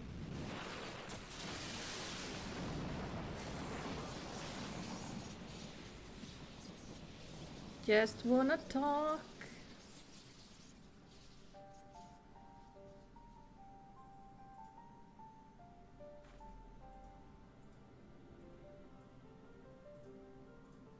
Thou art the bringer of light, bane of Ifrit, Titan, Garuda, and Leviathan. I am Ramu, guardian of the children of the forest. Thou tramplest upon sacred soil, bringer of light. By what right doth man intrude in this sanctuary of the Sylphs? The Gridanians proffer peace? Their words are born of delusion, thine offer an insult. Thou speakest of harmony, yet carest naught for my children's desires. They did but wish to dwell beneath these boughs in solitude. Yet even that was too much to ask of man. Thus did they turn to me for succor. The sentence I pronounce upon thy kind is just. Ah, shit. Redanian or Garlean, it matters not. The good intent of one excuseth not the misdeeds of the other. This man has a huge beard, by the way. But yeah, these are the evil sylphs. They're quite Thy cute. conflicts have brought naught but anguish and misery unto the forest. All blame doth lie with the darkness that resideth in the breast of man. Whence sprung this calamitous seed? In the beginning no such duality existed. Were light and dark given form when man was born? It would explain much. Not least why strife and sorrow follow ever in thy wake. Thou canst not deny the urgings of thine own nature. Okay. Knowing that thy mere presence here portendeth tragedy, wilt thou persist in this pretense of peacemaking? Yes.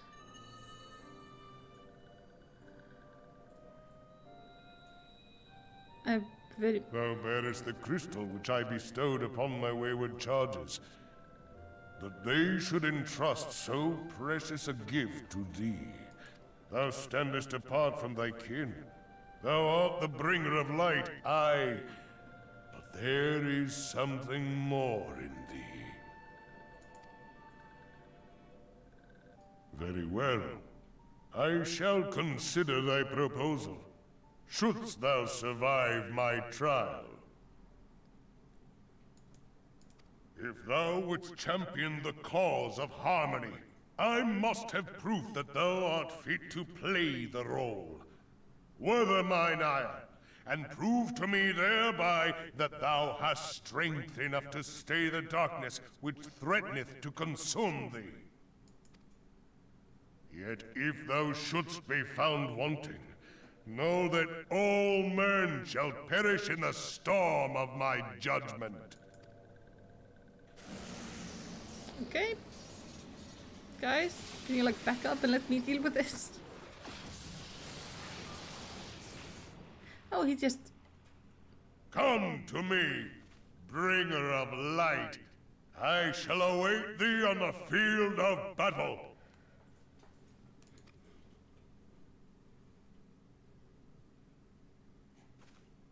This might work. Urianger, it is rare indeed to find you so far from a tome.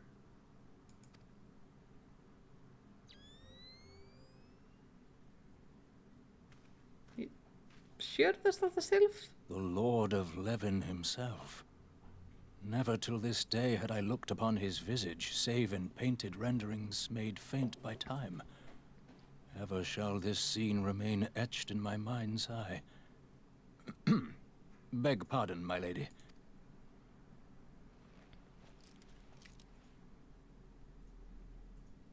I must beg thine aid on a point of research.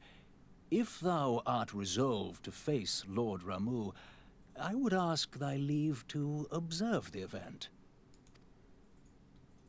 Okay. So you want me to wear this while I do it?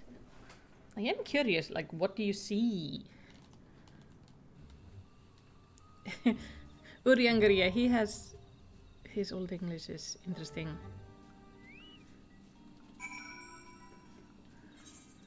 So... I can't wear it. Ow! Ow! Dude, I'm just trying to, like, join a dungeon here. Angry little bastards.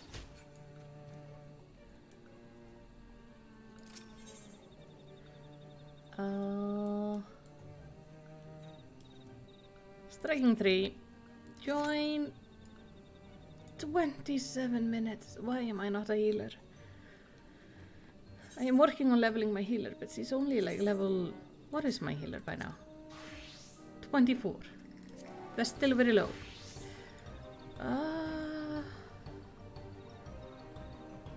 He thought he was handling me a game controller at first? Yeah. So, is any of you a healer? In desperate need to join me on... By the way, I love this outfit. So pretty. You are a white mage.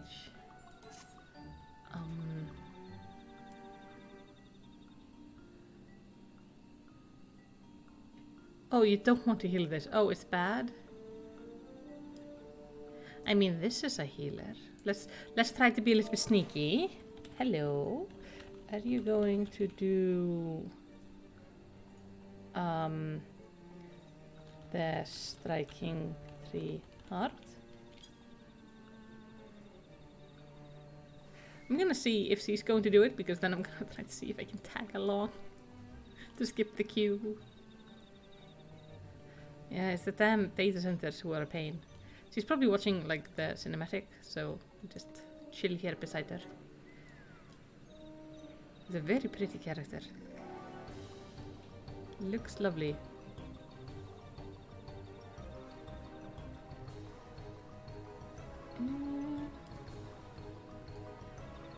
Oh yeah, definitely. Vikram, if you want to join, like, definitely join.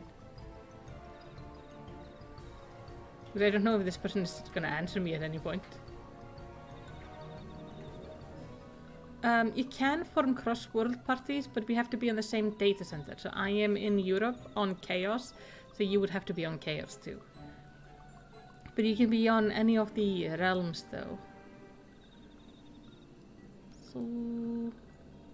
it doesn't seem to be in a cinematic. Hello. Hi. Greetings. I'm gonna look. Hello. I'm the tiny one in front of you.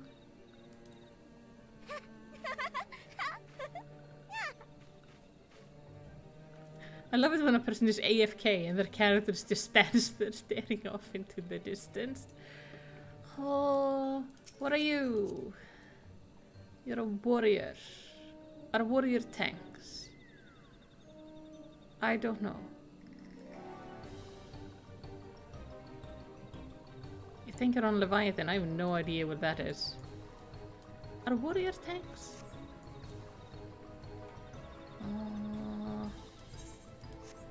Oh, it's a big one. We need like... Ooh. This might take a bit. Hold on, let me see if there's anybody like in the guild online. There's some people online. Let's see if the free company can do anything.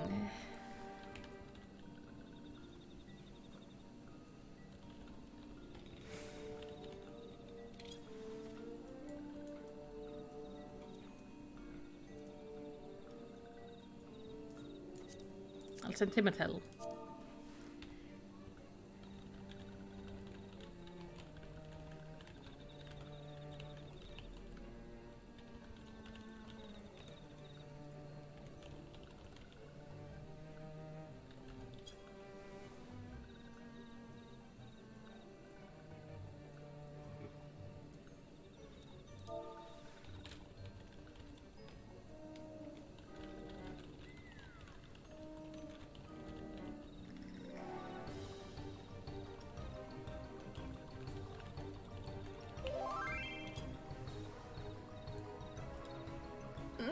He's already been in the queue for 11 minutes.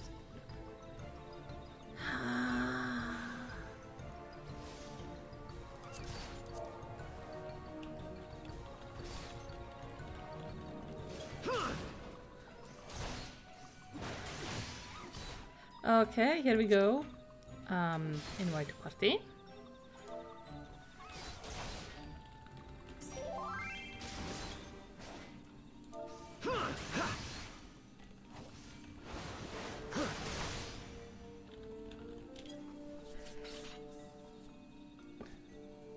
So, okay, I've got one company member.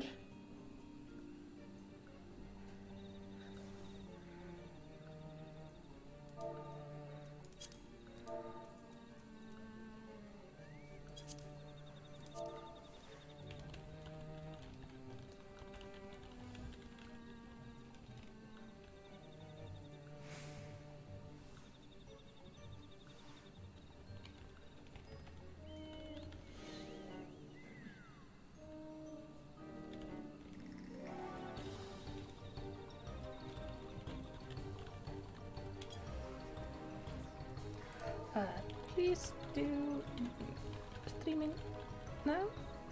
So need company.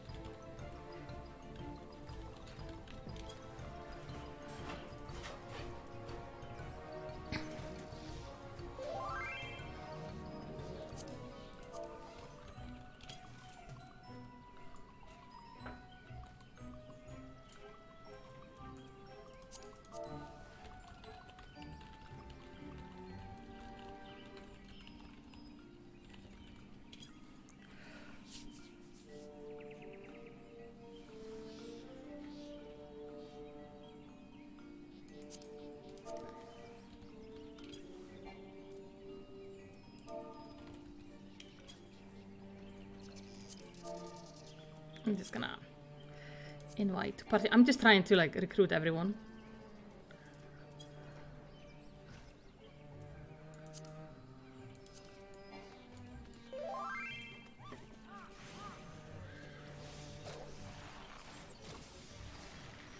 Three people, something online? Oh, coming online. Ooh, okay. Okay, so we're getting a group together. This is happening. Actually, while we wait, how about you lovely people like throw likes on the stream, something? It would be nice. Okay, so 3 people coming online. Lovely, lovely.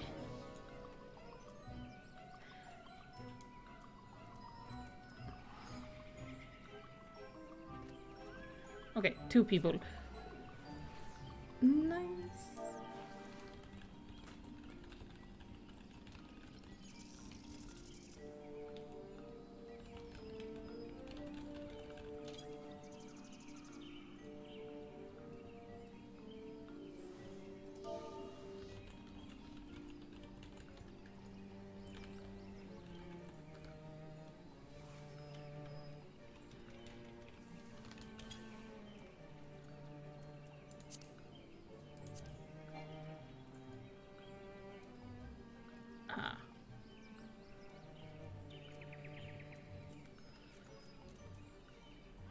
Silox?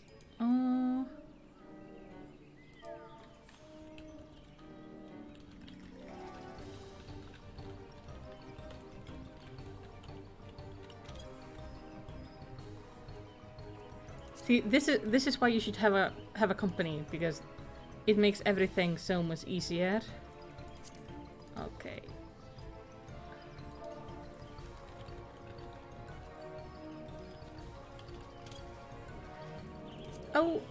Oh, poor guy got in. Oh well.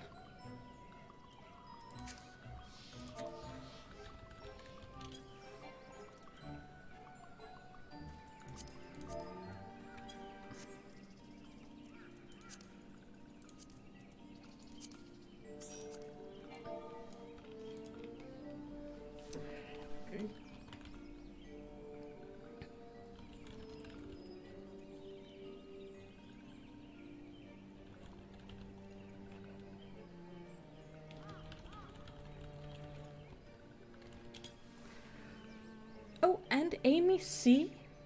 We're flying through this. This is like the perfect time to get new people. Ooh.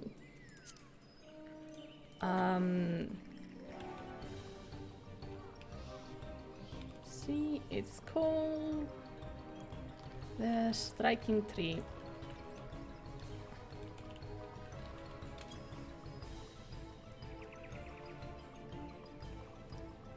Which tells me also that I'm just gonna invite Tony. I'm just being sneaky.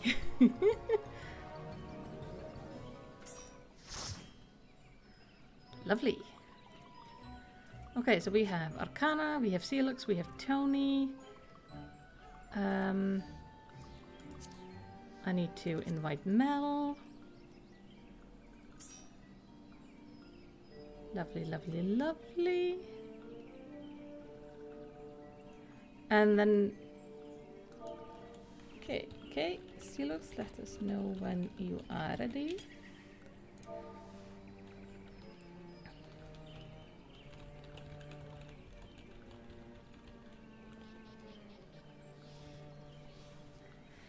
I'm gonna go into party and tell them to figure out like what they want to be.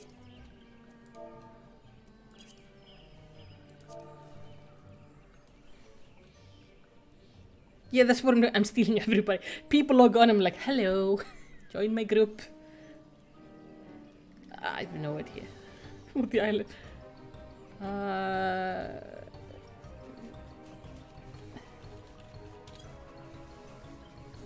I don't know. 50.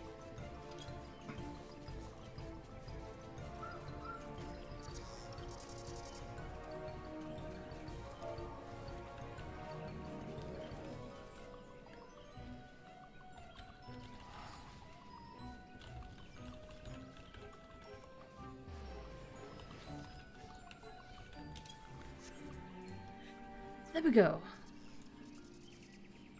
So they just have to figure out what they want to be. And was it Celux who said he needed a moment?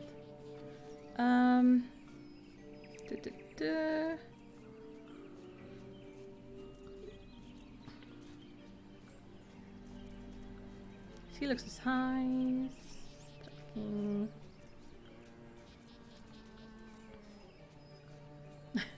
He can be everything, yeah.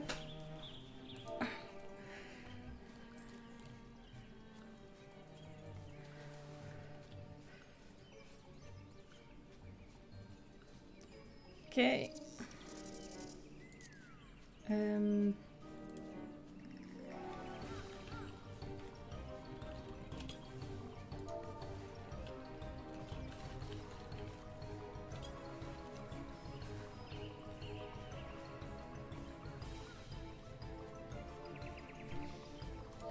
Okay. Owen heals. Mel heals and Tony either tanks or DPS. There we go. Shit be sorted. Let's queue us up. I did not mean to smack this poor sailor. I was trying to click the dungeon. Oh no. Oh, I just walk up and smack her on the ass with my bow. I'm so sorry. Oh, that was so mean. Oh, thank you. That was so mean. Poor thing. Poor thing. That was uncalled for.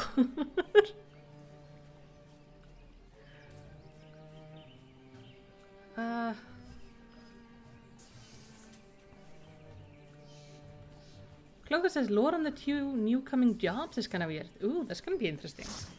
I haven't gotten into the job lores, but I do plan to in the future make actually lore videos on all the jobs because they all have like really interesting stories and stuff.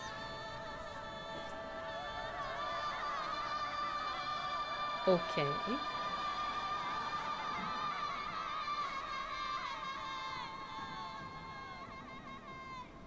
Hello, screaming music.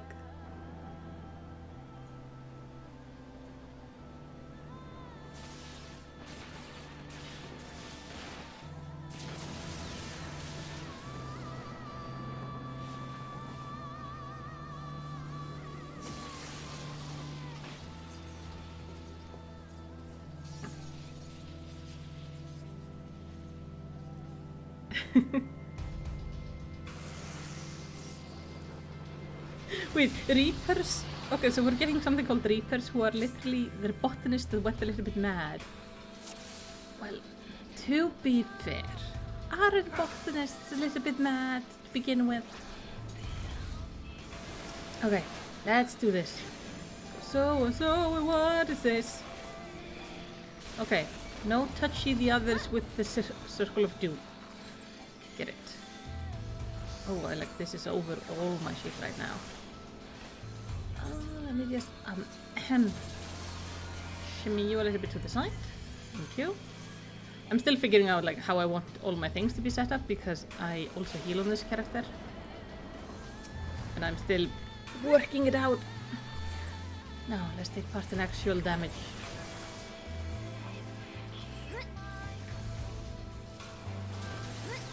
Am I like done with all my music? What the hell? I must have misclicked something. I have done something terrible wrong. Oh. Circles of Doom. Do we need to soak them or something? I'm not sure. Oh, brother, your name is Pamela Isley in the game? That is a good name. Are you a bunny girl? Maybe first then, like, does this do anything? No, it does not do anything. Okay. Because I feel like if you're gonna be called Pamela, you also have to be a bunny girl.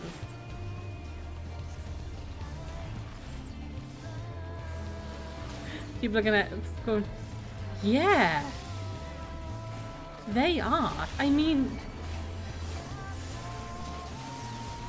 let's face it, it's just so perfect. And then you just need to, like, does your character have red hair? Oh, you have to drop it on stun people? I don't know. I have no idea.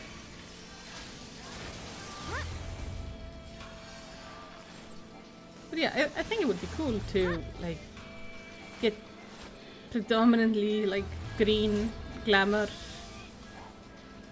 Yeah, I know it's Poison Ivy's name. I just thought, at first I confused it with another Pamela.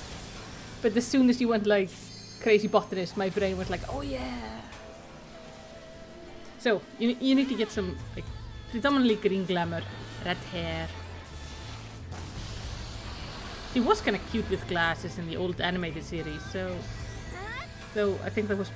Was it in the old animated series where she had glasses before she went all cuckoo? Is anyone still? Everyone seems fine.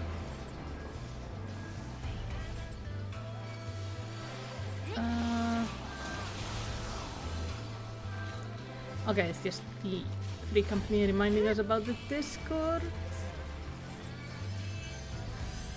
We usually do have a good... I'm in a very good free company. Like, I'm very lucky. I have no idea what's going on though. Like, why are we connected like this?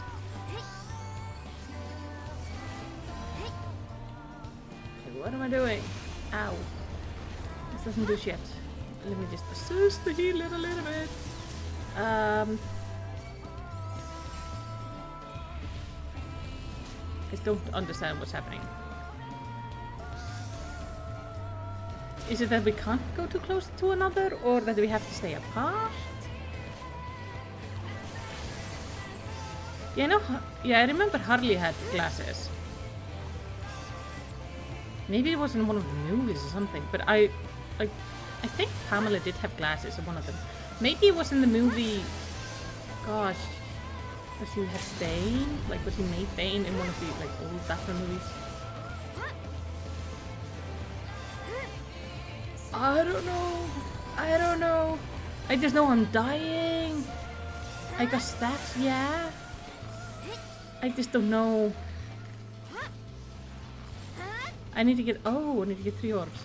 Well, the tether has left my presence, thankfully, before I've given a healer a full-on heart attack from, like, stress. I have no idea what's happening in this fight. You okay, buddy?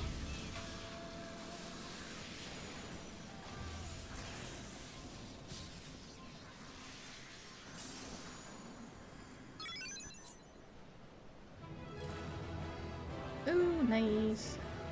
I think the only issue is that, don't know any of you. Hey, Mel. Oh, let me give you a hug.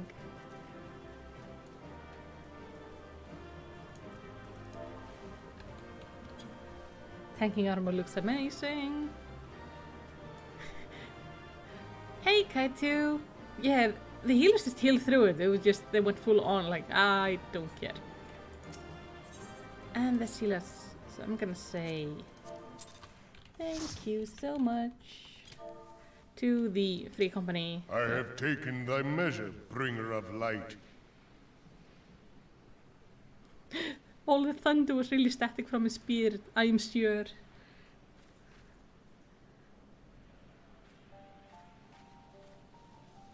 Oh, he's one of those orbs now. And I judge thee a worthy champion. The task of excising the sin that hath taken root in man's heart is thine. No pressure. Shrink not from employing thy strength in service to the forest and the wider realm beyond. Like hungering shadows do the enemies of harmony gather, and meekness will but feed them. If man is to be delivered from the dark, it shall be by thy guiding light alone. Stray not from the path, for if thou dost, thy people shall be truly lost. Mm-hmm.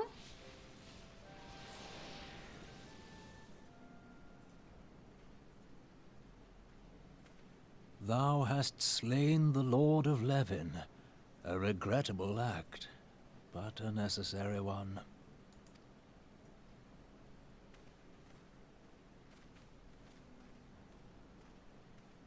In witnessing thy struggle, a truth hath been revealed unto me. If I mistake not, it may yet prove a chink in the eternal armor of the Ascians. But let us conclude our present business.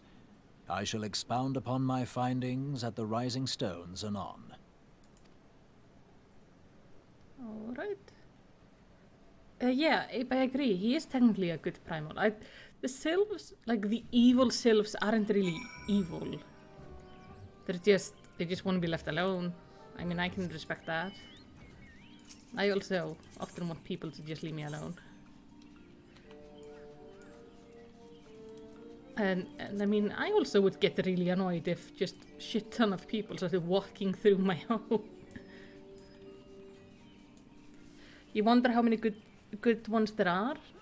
Well, like, I'm thinking, like, the 12 gods we seem to worship, aren't they just primals too? Like, I'm not so sure there's a major difference. Hello. Private Mal, you have returned. Dare I ask how Ramu received your visit? Yep. He challenged you to a test of arms. It is well then that you have some experience in such matter. The people of both Gridania and Little Solus will be relieved to hear that the Lord of Levin has accepted you as the forest champion of peace. You have performed the monumental duty this day. Private Mal, the Elder Siege Seer must be informed of your deeds at once. Yeah, I don't know why they decided to have like this really old English. The Elder Siege Seer will wish to hear of your expedition at first. Pray return to Gridania and make a direct fleet for the Lotus Stand. The conjurer at Nobiga Altar will be expecting you. Fare you well, Private Mal. Oh yeah, I would love, like, if I would buy a house, I wish I could buy a sylph house. And that my character would just shrink to go in. Like, I wouldn't even have to shrink that much. Like, I'm not that much bigger than the sylphs, to be honest. So I think Lalafell should be able to buy a sylph house.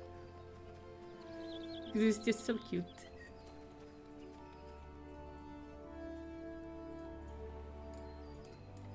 Now, where are we? There we are. I mean, imagine how good that would be. Also, like, it would allow them to open up a even new area for houses, and there seems to be like always a need for more houses. Apparently the housing market is pretty intense. Let's petition Yoshi. We should petition Yoshi. He seems like a fine guy who seems to be very willing in making the players happy. So we should petition Yoshi. I don't know how to do that, but we should. Flavor, make them sound eloquent. Raubon, for example, has a Yorkshire accent, so he's more common, down to earth. The Lala Potato lives in the cabbage house. Surgeon in British English, an archaic word for surgeon, that one to me. Oh, Brother Berry, you're from Yorkshire? Ooh. Do you sound like Rauban then? Welcome back, Honored Scion. We who knew of your mission have been most anxious to see you return. The Elder Siege here awaits you within.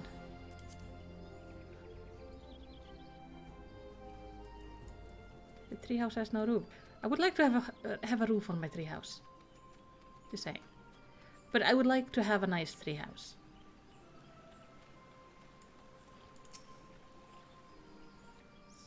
Ooh. You are returned to us, dear friend, and none the worse for bearing the heavy burden which I did press upon you. I am informed that your efforts to negotiate a peace with Lord Ramuh ended in conflict. Pray tell me, what befell?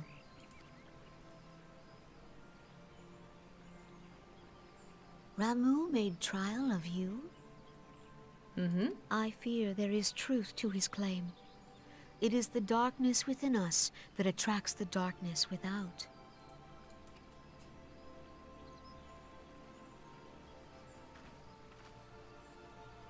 It cannot be denied that misfortune follows man. For evidence, one need only look to the conflict brewing in Cartano, or to the rising flood of refugees. Our shared struggle against the Empire should have served to seal our union. Yet the ties which bind the Alliance strain under the weight of gross self-interest. As the scars of the calamity begin to fade, so too does our sense of common purpose. Yet now is scarce the time to forget our shared responsibility. If this new-sprung realm is to survive beyond its infancy, it must needs be nurtured by all. Eorzea must be as one, yet I fear that dream is still far off.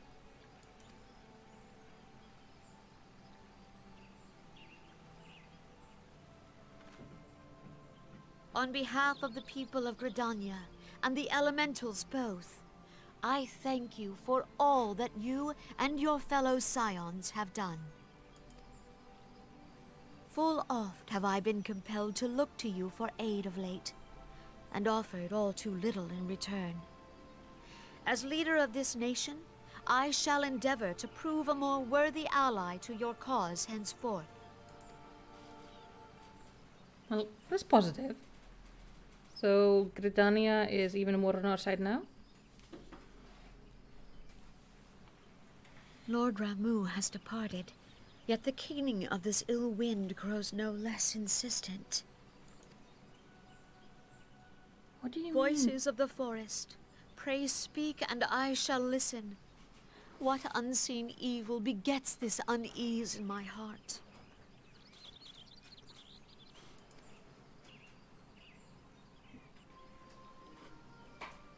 I'm sorry, you kept on pronouncing jail as Gaol. Gaol. I mean, yeah, I thought it was Gaul. But that's just because, English is just a painful language to, like, deal with. Hey, Ida.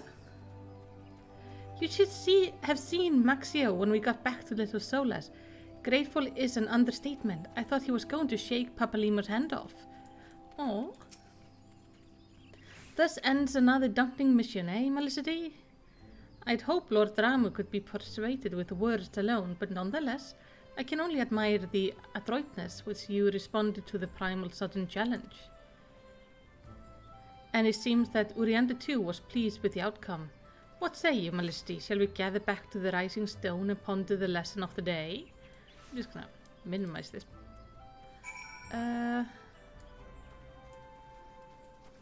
Made... What the... Wait, was it... I know the second word is Worcestershire, I think. Worcestershire? Leicester? Leicester? Why is English like this? There is no reason for English to be like this. It's just being mean. And like everyone is expected to learn English. So imagine how the rest of the world feels. We're trying to learn your like crazy ass language. And all the rules are just like, oh yeah, this applies sometimes. Just not in all the other instances.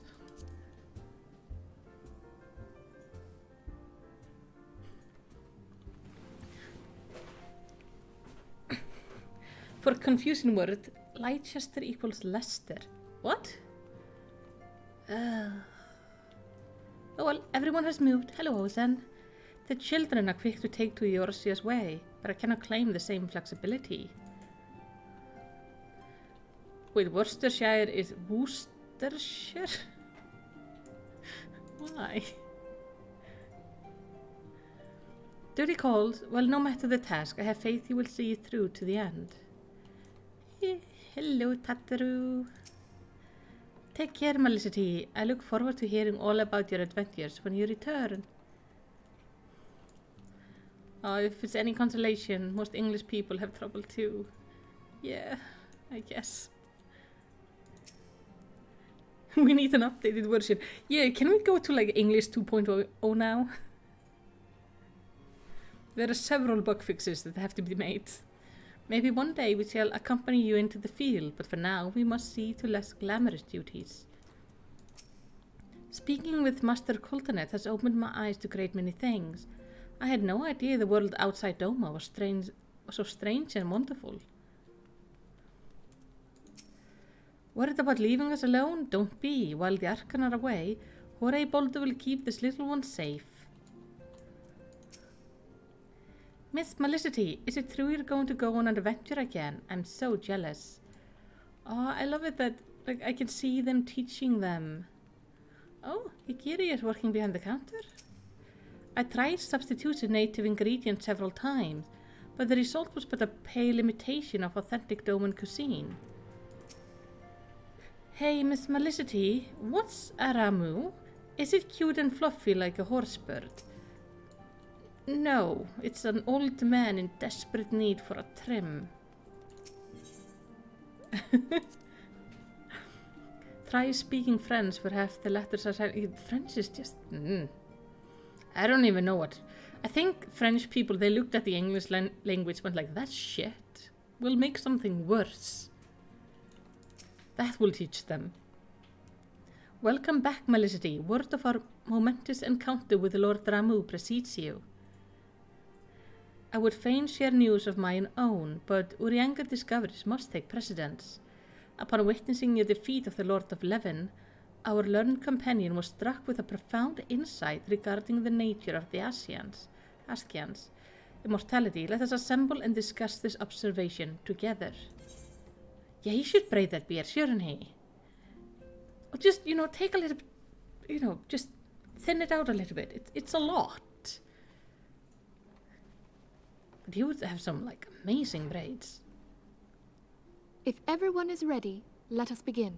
And voice acting. Urianger, the floor is yours. I keep on forgetting how his name is pronounced. I keep on thinking of his name as Urianger. Because is how we say you in Icelandic. So I cannot just move things over, mesh it together in horrible ways. As all here assembled now know, in its final hours as our Order's headquarters, the waking sands did play host to a most unexpected visitor. I speak of the Ascian clad in white, Elidibus.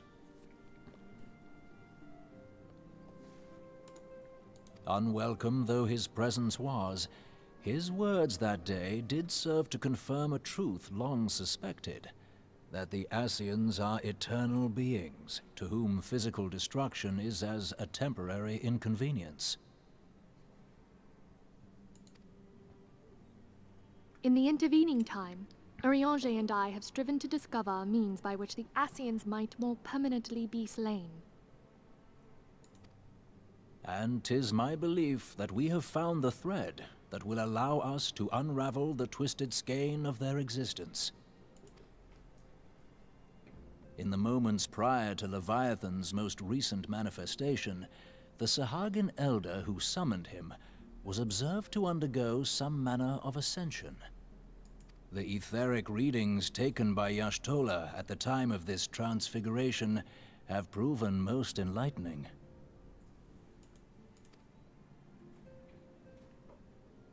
The disruption to the flow of ether was sudden and dramatic. So tangible was the agitation, I scarce had need of my goggles. The significance of Y'shtola's readings might better be understood in the context of mine own, taken at the instant of the Lord of Levin's demise. Unlike the Primal, the Sahagin was not subject to etheric dissipation. Before discussing our new discoveries, it may benefit us all to recall what we know of etheric behavior.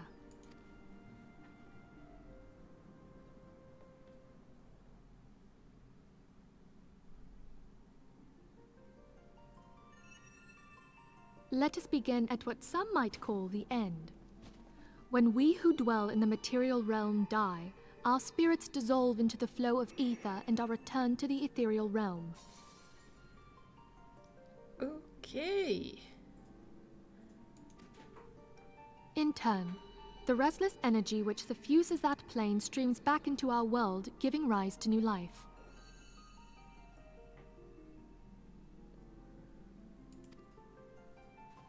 "'Tis as the heavens did decree, the way of all mortal souls. Twixt this world and the next do the ethereal currents swirl, bearing the very essence of life.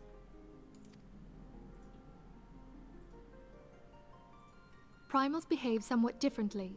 In order to manifest and then maintain a physical presence in this realm, they must consume vast quantities of ether, most often in the form of crystals, though they... Oops. Did not mean to click. Thus, a defeated primal leaves behind no broken corpse. Rather, the essence of its form seeps back into the land whence it came, and the energy of its shattered spirit is called back to the ethereal realm.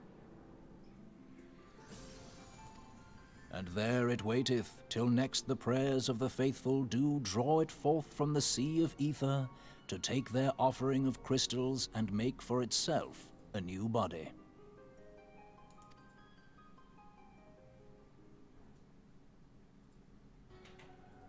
Which brings us on to the third group, the so-called immortals. They exist in a manner all their own. Quite. Even as the Sahagin elder fell to the Admiral's musket shot, I witnessed the release of an ethereal cloud, which immediately took possession of a nearby minion. "A soul that dissipateth not upon the death of the flesh." The secret of life everlasting. And in the claws of a Sahagin, no less.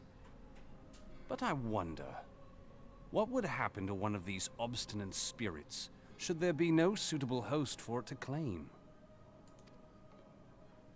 If mortal death entails a return to the ethereal realm, it seems doubtful that the soul of an immortal would venture there. Nay, it merely withdraweth a distance, unto the shore of the ethereal sea, perchance, but no further. Yes, it exists in neither this realm nor the next, abiding instead in the space that lies between them. The Ascians took control of Thancred by means of a crystal of darkness, an artifact which, if our theories are correct, serves as a gateway to the place I have just described. I was hoping people had forgotten about that. I am sorry, my friend. For a mercy, the weary road of our research hath brought us unto an answer. The Sahagin ascended to an immortal state, but he did not possess a crystal of darkness through which to flee this realm. Thus was he consumed by Leviathan. Wait, so this makes sense. Before they continue, in the first 15 levels, you always end the story by taking down one of these black-cloaked guys. They leave behind a crystal that shatters. Is that because they've already used it? So they could go to this middle realm. If we could entrap the spirits of defeated Ascians in like manner, and thereby deny them resurrection...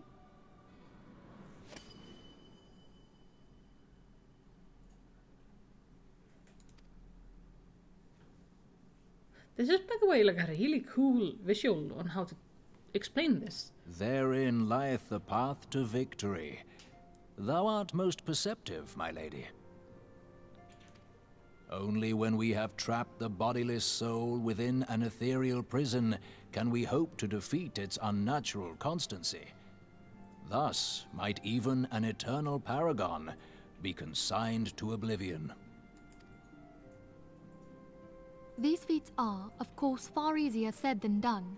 At present, we lack a viable means to entrap and extinguish an Ascian soul. Yet, I believe it to be possible. The pieces of the puzzle lie before us. We have but to put them together. Yeah, I'm gonna have to, watch this again and, jot it all down for a lot of videos in the future. I will depart at once to convene with the sages of Sharlayan. Together shall we divine the steps by which our goals may be achieved. I have the utmost faith in you, Archon.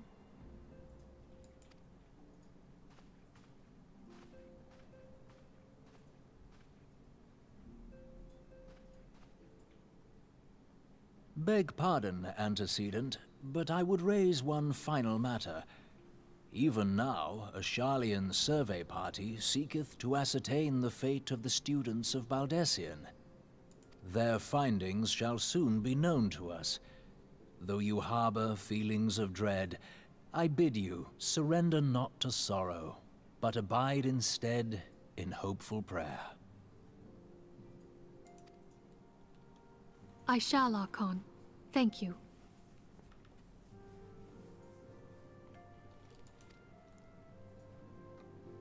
Yeah, Laha Priya was some sort of like a leader, something. And the guy in white is some sort of a emissary or something. It's a hello.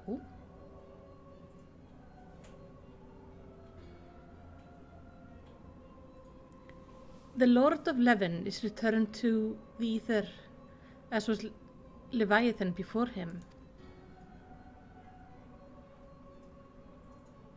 Ramu's acquaintance was most intriguing. Inferno, Vortex, Crag, Whirl, and Levin all of now have been humbled by the Bringer of Light. The limitless potential of man, Heidland's servants grow mightier by the day. Yet she prospers at great cost to her mistress, whose strength is all too finite. 7 times have the masses survived the rejoining, but the souls are grown weaker and van. Yet even as it innervates, the ardor empowers our master. All that remains is to nurture the strength of the gifted, to force the final key. And that is the task to which we bend our every effort.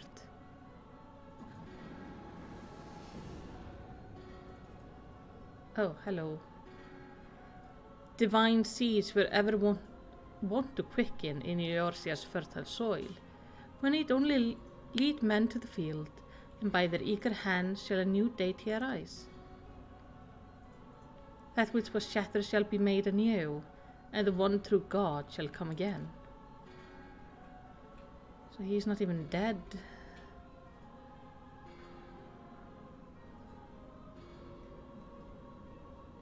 That is one creepy looking thing.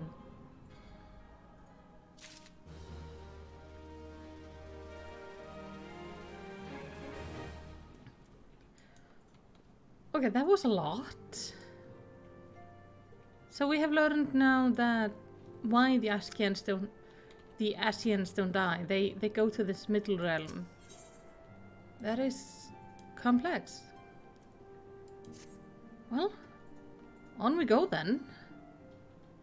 I'm going to have to like sit and process this like after the stream. Think about this a bit, try to understand exactly what's going on. But my understanding is La Habrea, he wants us to they want the primals to be summoned to weaken us. Now the matter of Ramu has for the present been put to rest. There is something I would show you, Malicity. We're gonna have another sex education class. It is a letter of thanks signed by the leader of the Eorzean Alliance, acknowledging the Science's tireless service to the realm. It mentioned in particular the names of all of the defeated primals: Ifrit, Titan, Garuda, Good King, Mugulmok 12, Leviathan, and now Ramu. Needless to say, there is only one among our number to have faced them all. And though these words of gratitude were addressed to our order as a whole, I feel that they were meant for you above all other. I too must offer my heartful thanks for all that you've done. In the course of our duties, you have never once failed to answer my call to arms. You're a true hero, Malicity, and Eorzea is that much safer for your presence. Well, thank you. Pray do not misunderstand me. I said safer, not safe. Yeah, I know, you don't have to hammer it in. I know only too well that we can ill afford to lower our guard.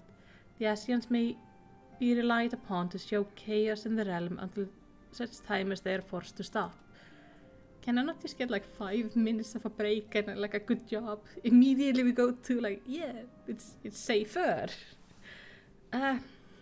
Why, even without their encouragement, you may be assured the man would foment strike on his own, and that is to say, nothing of the beast tribes. Unless we learn to live in harmony, the primals too will return to plague us again and again and again. And yet, despite all of this, your deeds serve to inspire the people, to give them hope for a better tomorrow, and there is no greater gift. Thus we have the courage to strive for what might otherwise seem an impossible pace. We owe in no small part to the dangers you have faced on our behalf, and the people you have won over to our cause in doing so. Our list of enemies has ever been long, but I think of allies with whom we are now blessed. Of the sylph of the little Solas, who is not to conflict, of the Almigan and the Domen who stand with us, determined to halt the dread march of the Empire.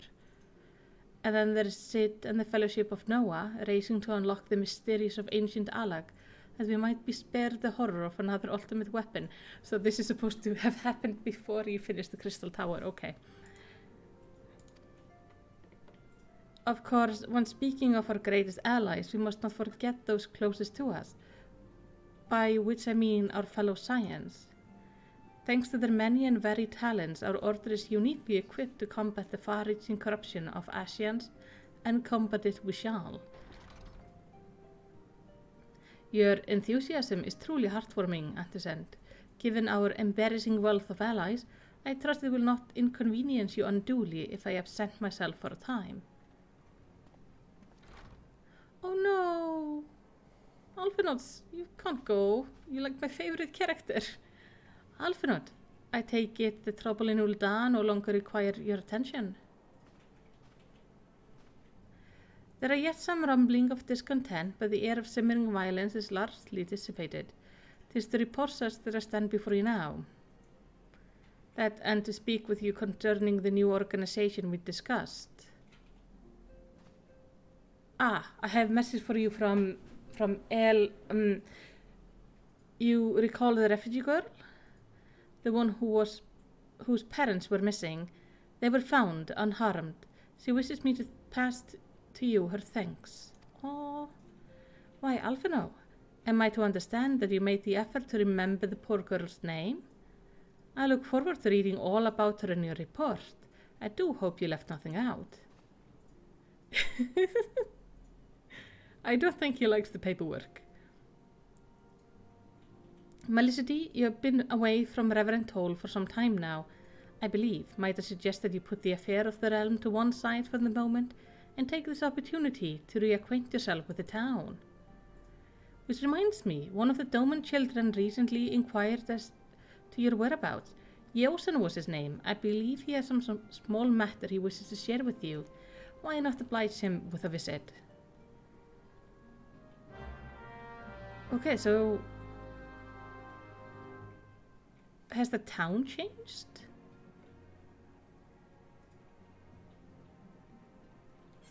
That could be interesting. I cannot change my glamour place here. Hello. I realize that you must be quite tired from your travels, but I would most appreciate if you could find a moment to speak to young Yosen. He has been through much in his own right, I am sure. Sure. After we parted in Ul'dah, I paid a visit to the refugees. Though a fundamental solution remains far off, I believe that, at very least, there should be no armed uprising in the near future. I am given to understand that you resolved the matter of Ramu. I will ask Miniphilia for a full report when next we speak. You have done well, Melicity. But where is he off to?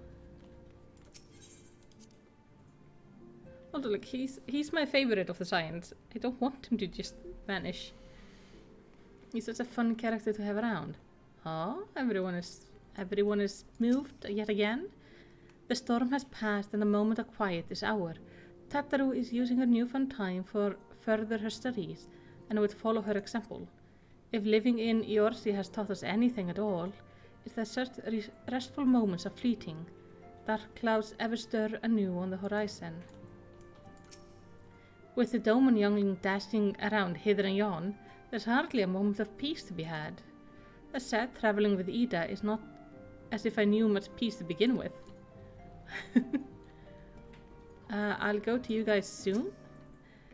I told Famin about our adventure in Sylflands. Fake Thancred and all. You won't tell her the real Thancred, will you? I do not know where we would be without Hikari. The girl has worked tirelessly for us every day since she arrived. Do you suppose all Doman women are so diligent? I don't know. Despite all the hardship they have faced, the youngling pursue their training with great zeal. We older ones would do well to follow their example.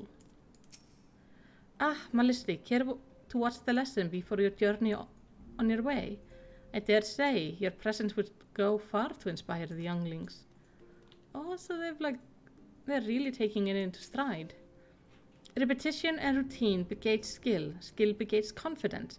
I would do what I can to see the Domans regain their strength of will. Are you flirting, Thancred? You're standing close to her. Never is a woman more lovely than when she's hard at work, I say. A wild rose, strong and beautiful, blooming tall in the face of frozen wind. Yeah, you're flirting. 137, 138, 130... Oh, hello there. I've been charged with keeping inventory. Flamin tells me it's vitally important. Oh dear, I seem to have lost count. I am so sorry. That was a very large number to lose. Many of my countrymen have found work at the frontier hand, helping to transport supplies and continue the expansion of Reverend Toll. I have been tasked with keeping the equipment here in good repair. It is not particularly glamorous work, but it would help in whatever way I can. I like them. They really are trying to make this place their home. Hello, children. Yosa has always been the strongest of us, but even he's no match for Kaoru when she's mad. If I were big as a mountain and strong as a bear like Mr. Boulder is, maybe I would like fighting more. Are you taking a rest too? Promise you'll play with us again soon? That game of hide and seek in Vesper Bay was the most fun I've had in forever. Well, let's see. Maybe they want to play. Hello. Look, it's Melicity. She's back from her adventure. We heard you were off fighting primals and that they're some of the strongest enemies you could ever face. I wish I could see you in battle. Anyway, we all want to be heroes too, so we've finally formed our very own Doman Adventurers Guild to protect all the Domans. Oh, do you think you could train us today? Miss Melicity, maybe you could show us how you fought the primal? What's all this commotion then? Yeah, you guys, can you train them? Mr. Boulder and Mr. Coltonet, did you know that Melicity is back? You dudes. So it would seem. Welcome home, Melicity. My companion and I but recently became full member of the Science, and I believe proper introduction have yet to be made. I am known as Hooray Boulder, and this bookish fellow is Coltonet.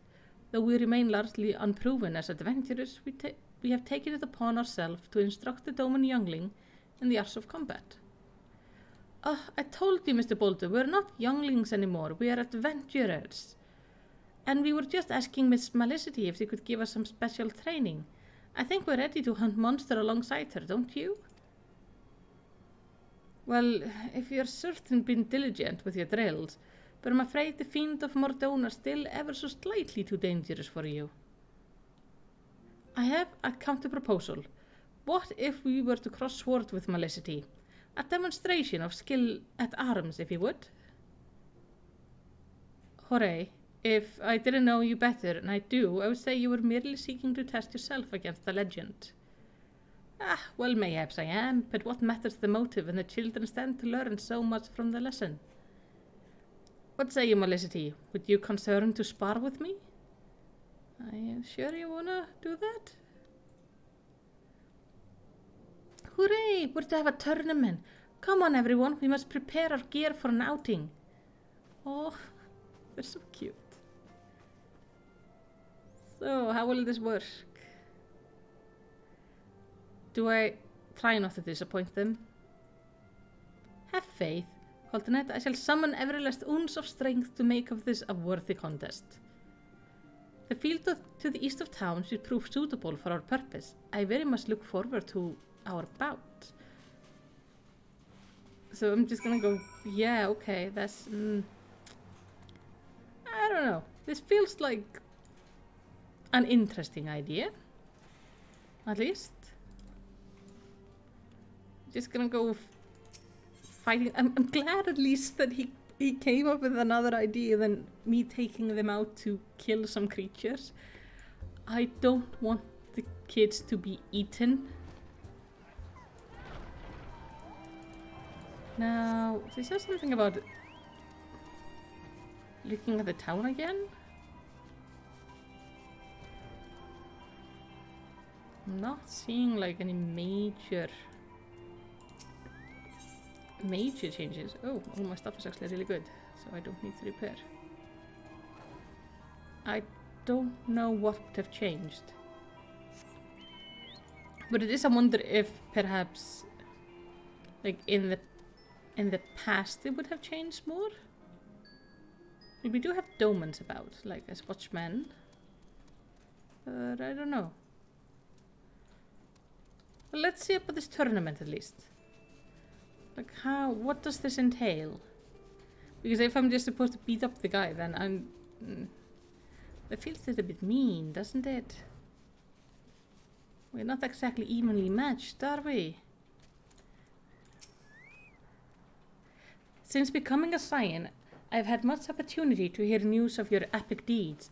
I must confess, then, that my excitement rivals that of the children at the prospect of seeing you in action firsthand. Is sparring dangerous? I don't think I want to see anyone else being hurt. We had a master of lessons back in Doma, and the way he taught us was very different from Master Boulder. I'm not sure which way is better, but I think I like them both. Oh, that's good. As we left the Rising Stones, mister, Thancred asked us where we were going. I told him we were off to watch you and Master Bolter fight, and he looked very surprised. I hope you haven't made him cross. No? Miss Malicity is here. Let the battle begin. Oh, they're so cute. It's good of you to agree to this, Malicity. I trust you're ready to begin. Yeah? Like, how bad could it be? It's just a little bit of a fight. It's gonna be no big deal. Very well, let us not keep the youngling waiting any longer. Hooray, are you certain you wish to fight her alone? That is Malicity you face.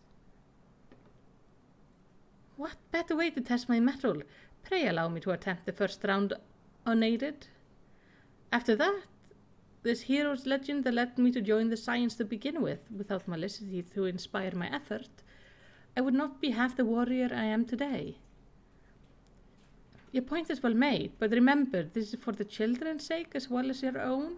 Should it appear the contest will end too swiftly, I shall add my spell to your blade work. Sure.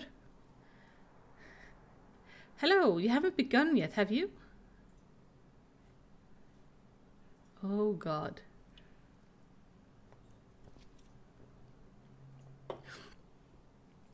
Ida, who are all these people? When I heard about your sparring match, I told everyone I could find. Thought you could use a crowd to cheer you on. Yes, and there's still more to come.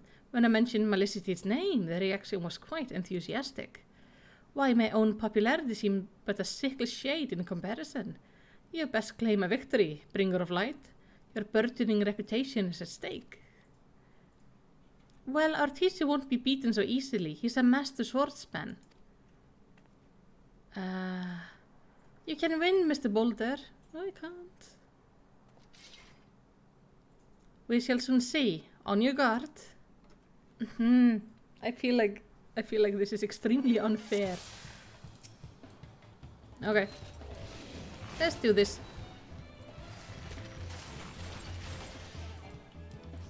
Yeah, he doesn't stand a chance. Poor guy.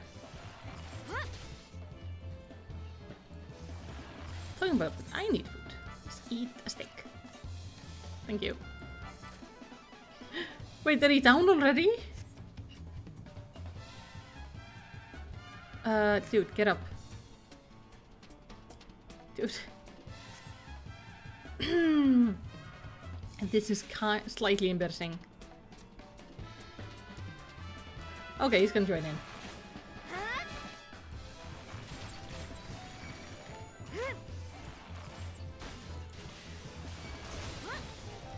Ow. Cuddler. Katie just woke up.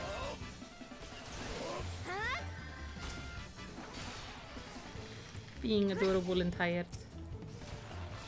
I must admit defeat. It was an honor and a privilege. I hope I didn't kill him.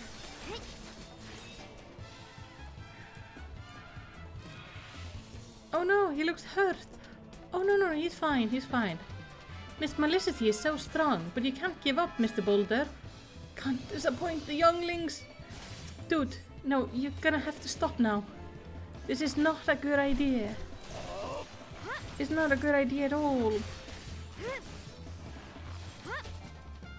I never have a face of strength, but the less I'm...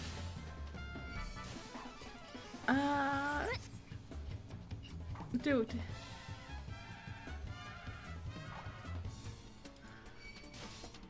Please stop fighting me. There we go.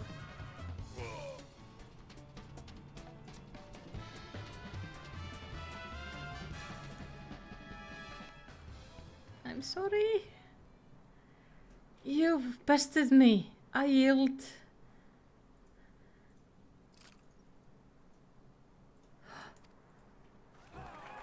That was incredible. She beat them both at the same time. We knew you couldn't lose, Malicity. None can defeat the Guardian of Eorzea. Now I see why they sent you to deal with the primals. I've much work to do if I'm ever to attempt the same. Can we not give the other two praise for like sticking it out this long though? Maybe they did okay. They just make bad life choices.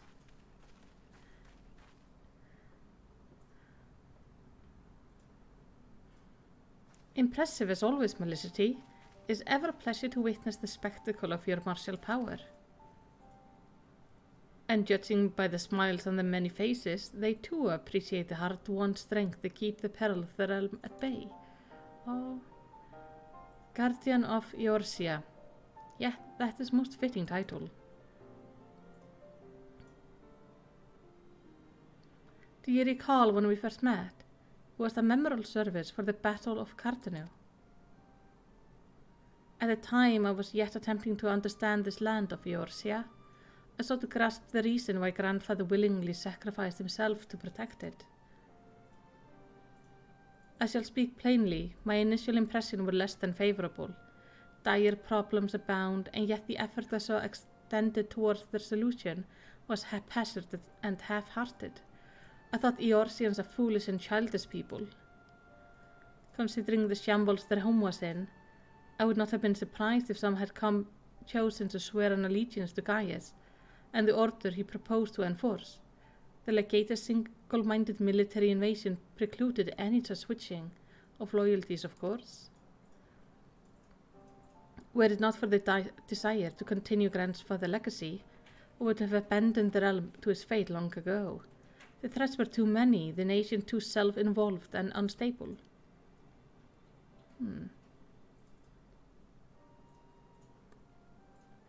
It was you who convinced me the salvation of Eorzea was possible. It was you who taught me through countless acts of bravery that what my grandsire sought to preserve was not the land, nor its history, nor any single nation.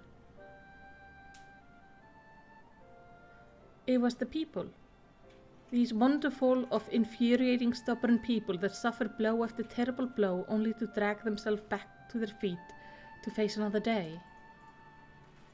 Though he never put such feelings into words, I believe grandfather's admiration for this inexcusable courage grew into a fervent wish, a wish to aid Eorzea and its inhabitants in charting a course for the future. I wish that has now become my own. Oh, Alphino, I want to give him a hug. I too will endeavour to take up the mantle of a guardian of Eorzea and champion these people who toil toward a better world. Our cause, however, is not a simple one. The trouble that plagues us are of scale that cannot be solved by the science of the Seven Dawn alone. No, what is needed to tackle the root of the primal threat and effectively counter the schemes of the Ascian is a new expanded organization that operates beyond the limitation of nations and borders.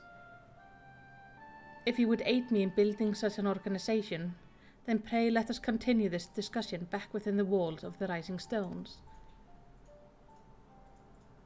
We're starting a new group? I'm up for that. I want to stay in team with Alphino. I like him. He is adorable.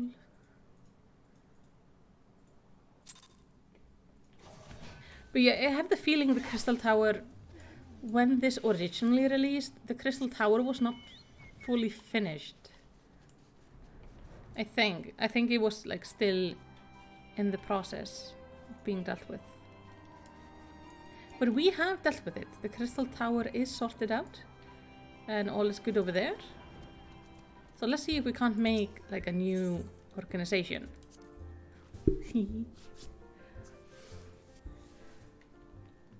And everybody has moved yet again. Let's say hi. Our domain farming method have been adopted here on the frontier. It is too early yet to know if they will prove to be effective. Hey, it's good to try though. Hello. I wish Ida were not so eager to look to the future when we have so many problems in here and now. I can't wait for Alphino to start his new company. I love making new friends. I fear Eda's boundless optimism is beginning to affect my better judgment, and your tenacity to triumph against the most terrible of foes is certainly not helping the matter. Hello, Akrin. Your bout with Horiboldo was more stirring than 100 lines of my most passionate poetry. Mayhap I should arrange a sparring match of my own. Oh, I will love that. Hey, Tataru. No, this won't do at all, and then I'll have to— Oh, hello, Malicity. If you don't mind, I'm terribly busy at the moment. Oh, sweetie. It's not enough that I'm here for my daughter. I must do what the little I can to help you all succeed in your monumental tasks. This place has become a hive, and its bees flit about in constant motion. Perhaps a soothing pot of tea will coax one or two to a line and take a moment's rest. That's a good thinking. My people's spirit was thoroughly crushed by the loss of our homeland, but thanks to your courage and generosity, I see their inner flame once more flicker back to life. I too have felt my strength of will make a gradual return. I thought the idea foolish at first, but it seems the sparring match well served its purpose.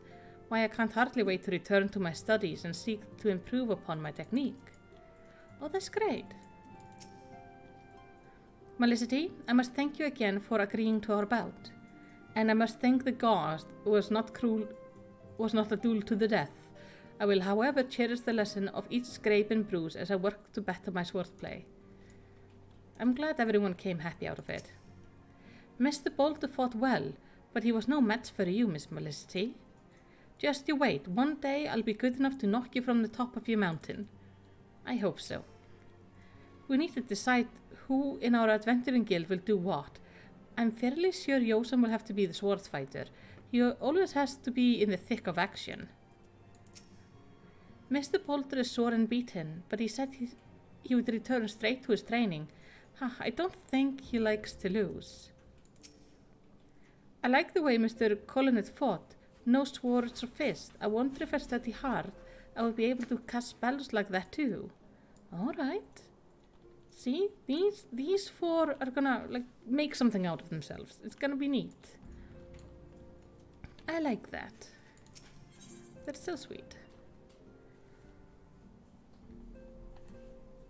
Let's go say hi to Alphonse and hear about this new thing. Also, Menphilia, hello. With the primal threat presently subdued, now is the perfect time to focus on new endeavors. Alphonse has long been laying on the groundwork for this organization of his, and he looks to you to help turn this proposal into reality. Pray lend him what aid you can. Sure. Thank you for coming, Malicity. The world shifts and alters, and we, my friend, must ever be one step ahead of the chaos. What I propose is the formation of a new organization, a group that shall pave the way for truly united Eorzea. I am very into that.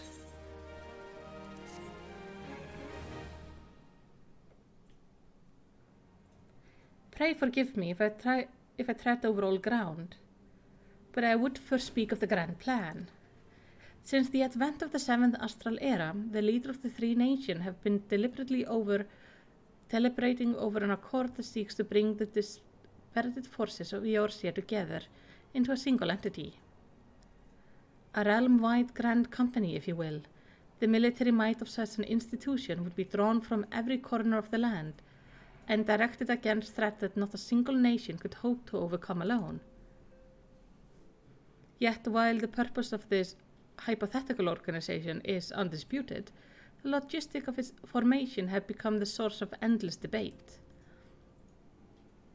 And the longer these discussions continue, the more I sense the impeding torch of unification draining away. Thus I have been campaigning for the creation of what might be considered a trial company.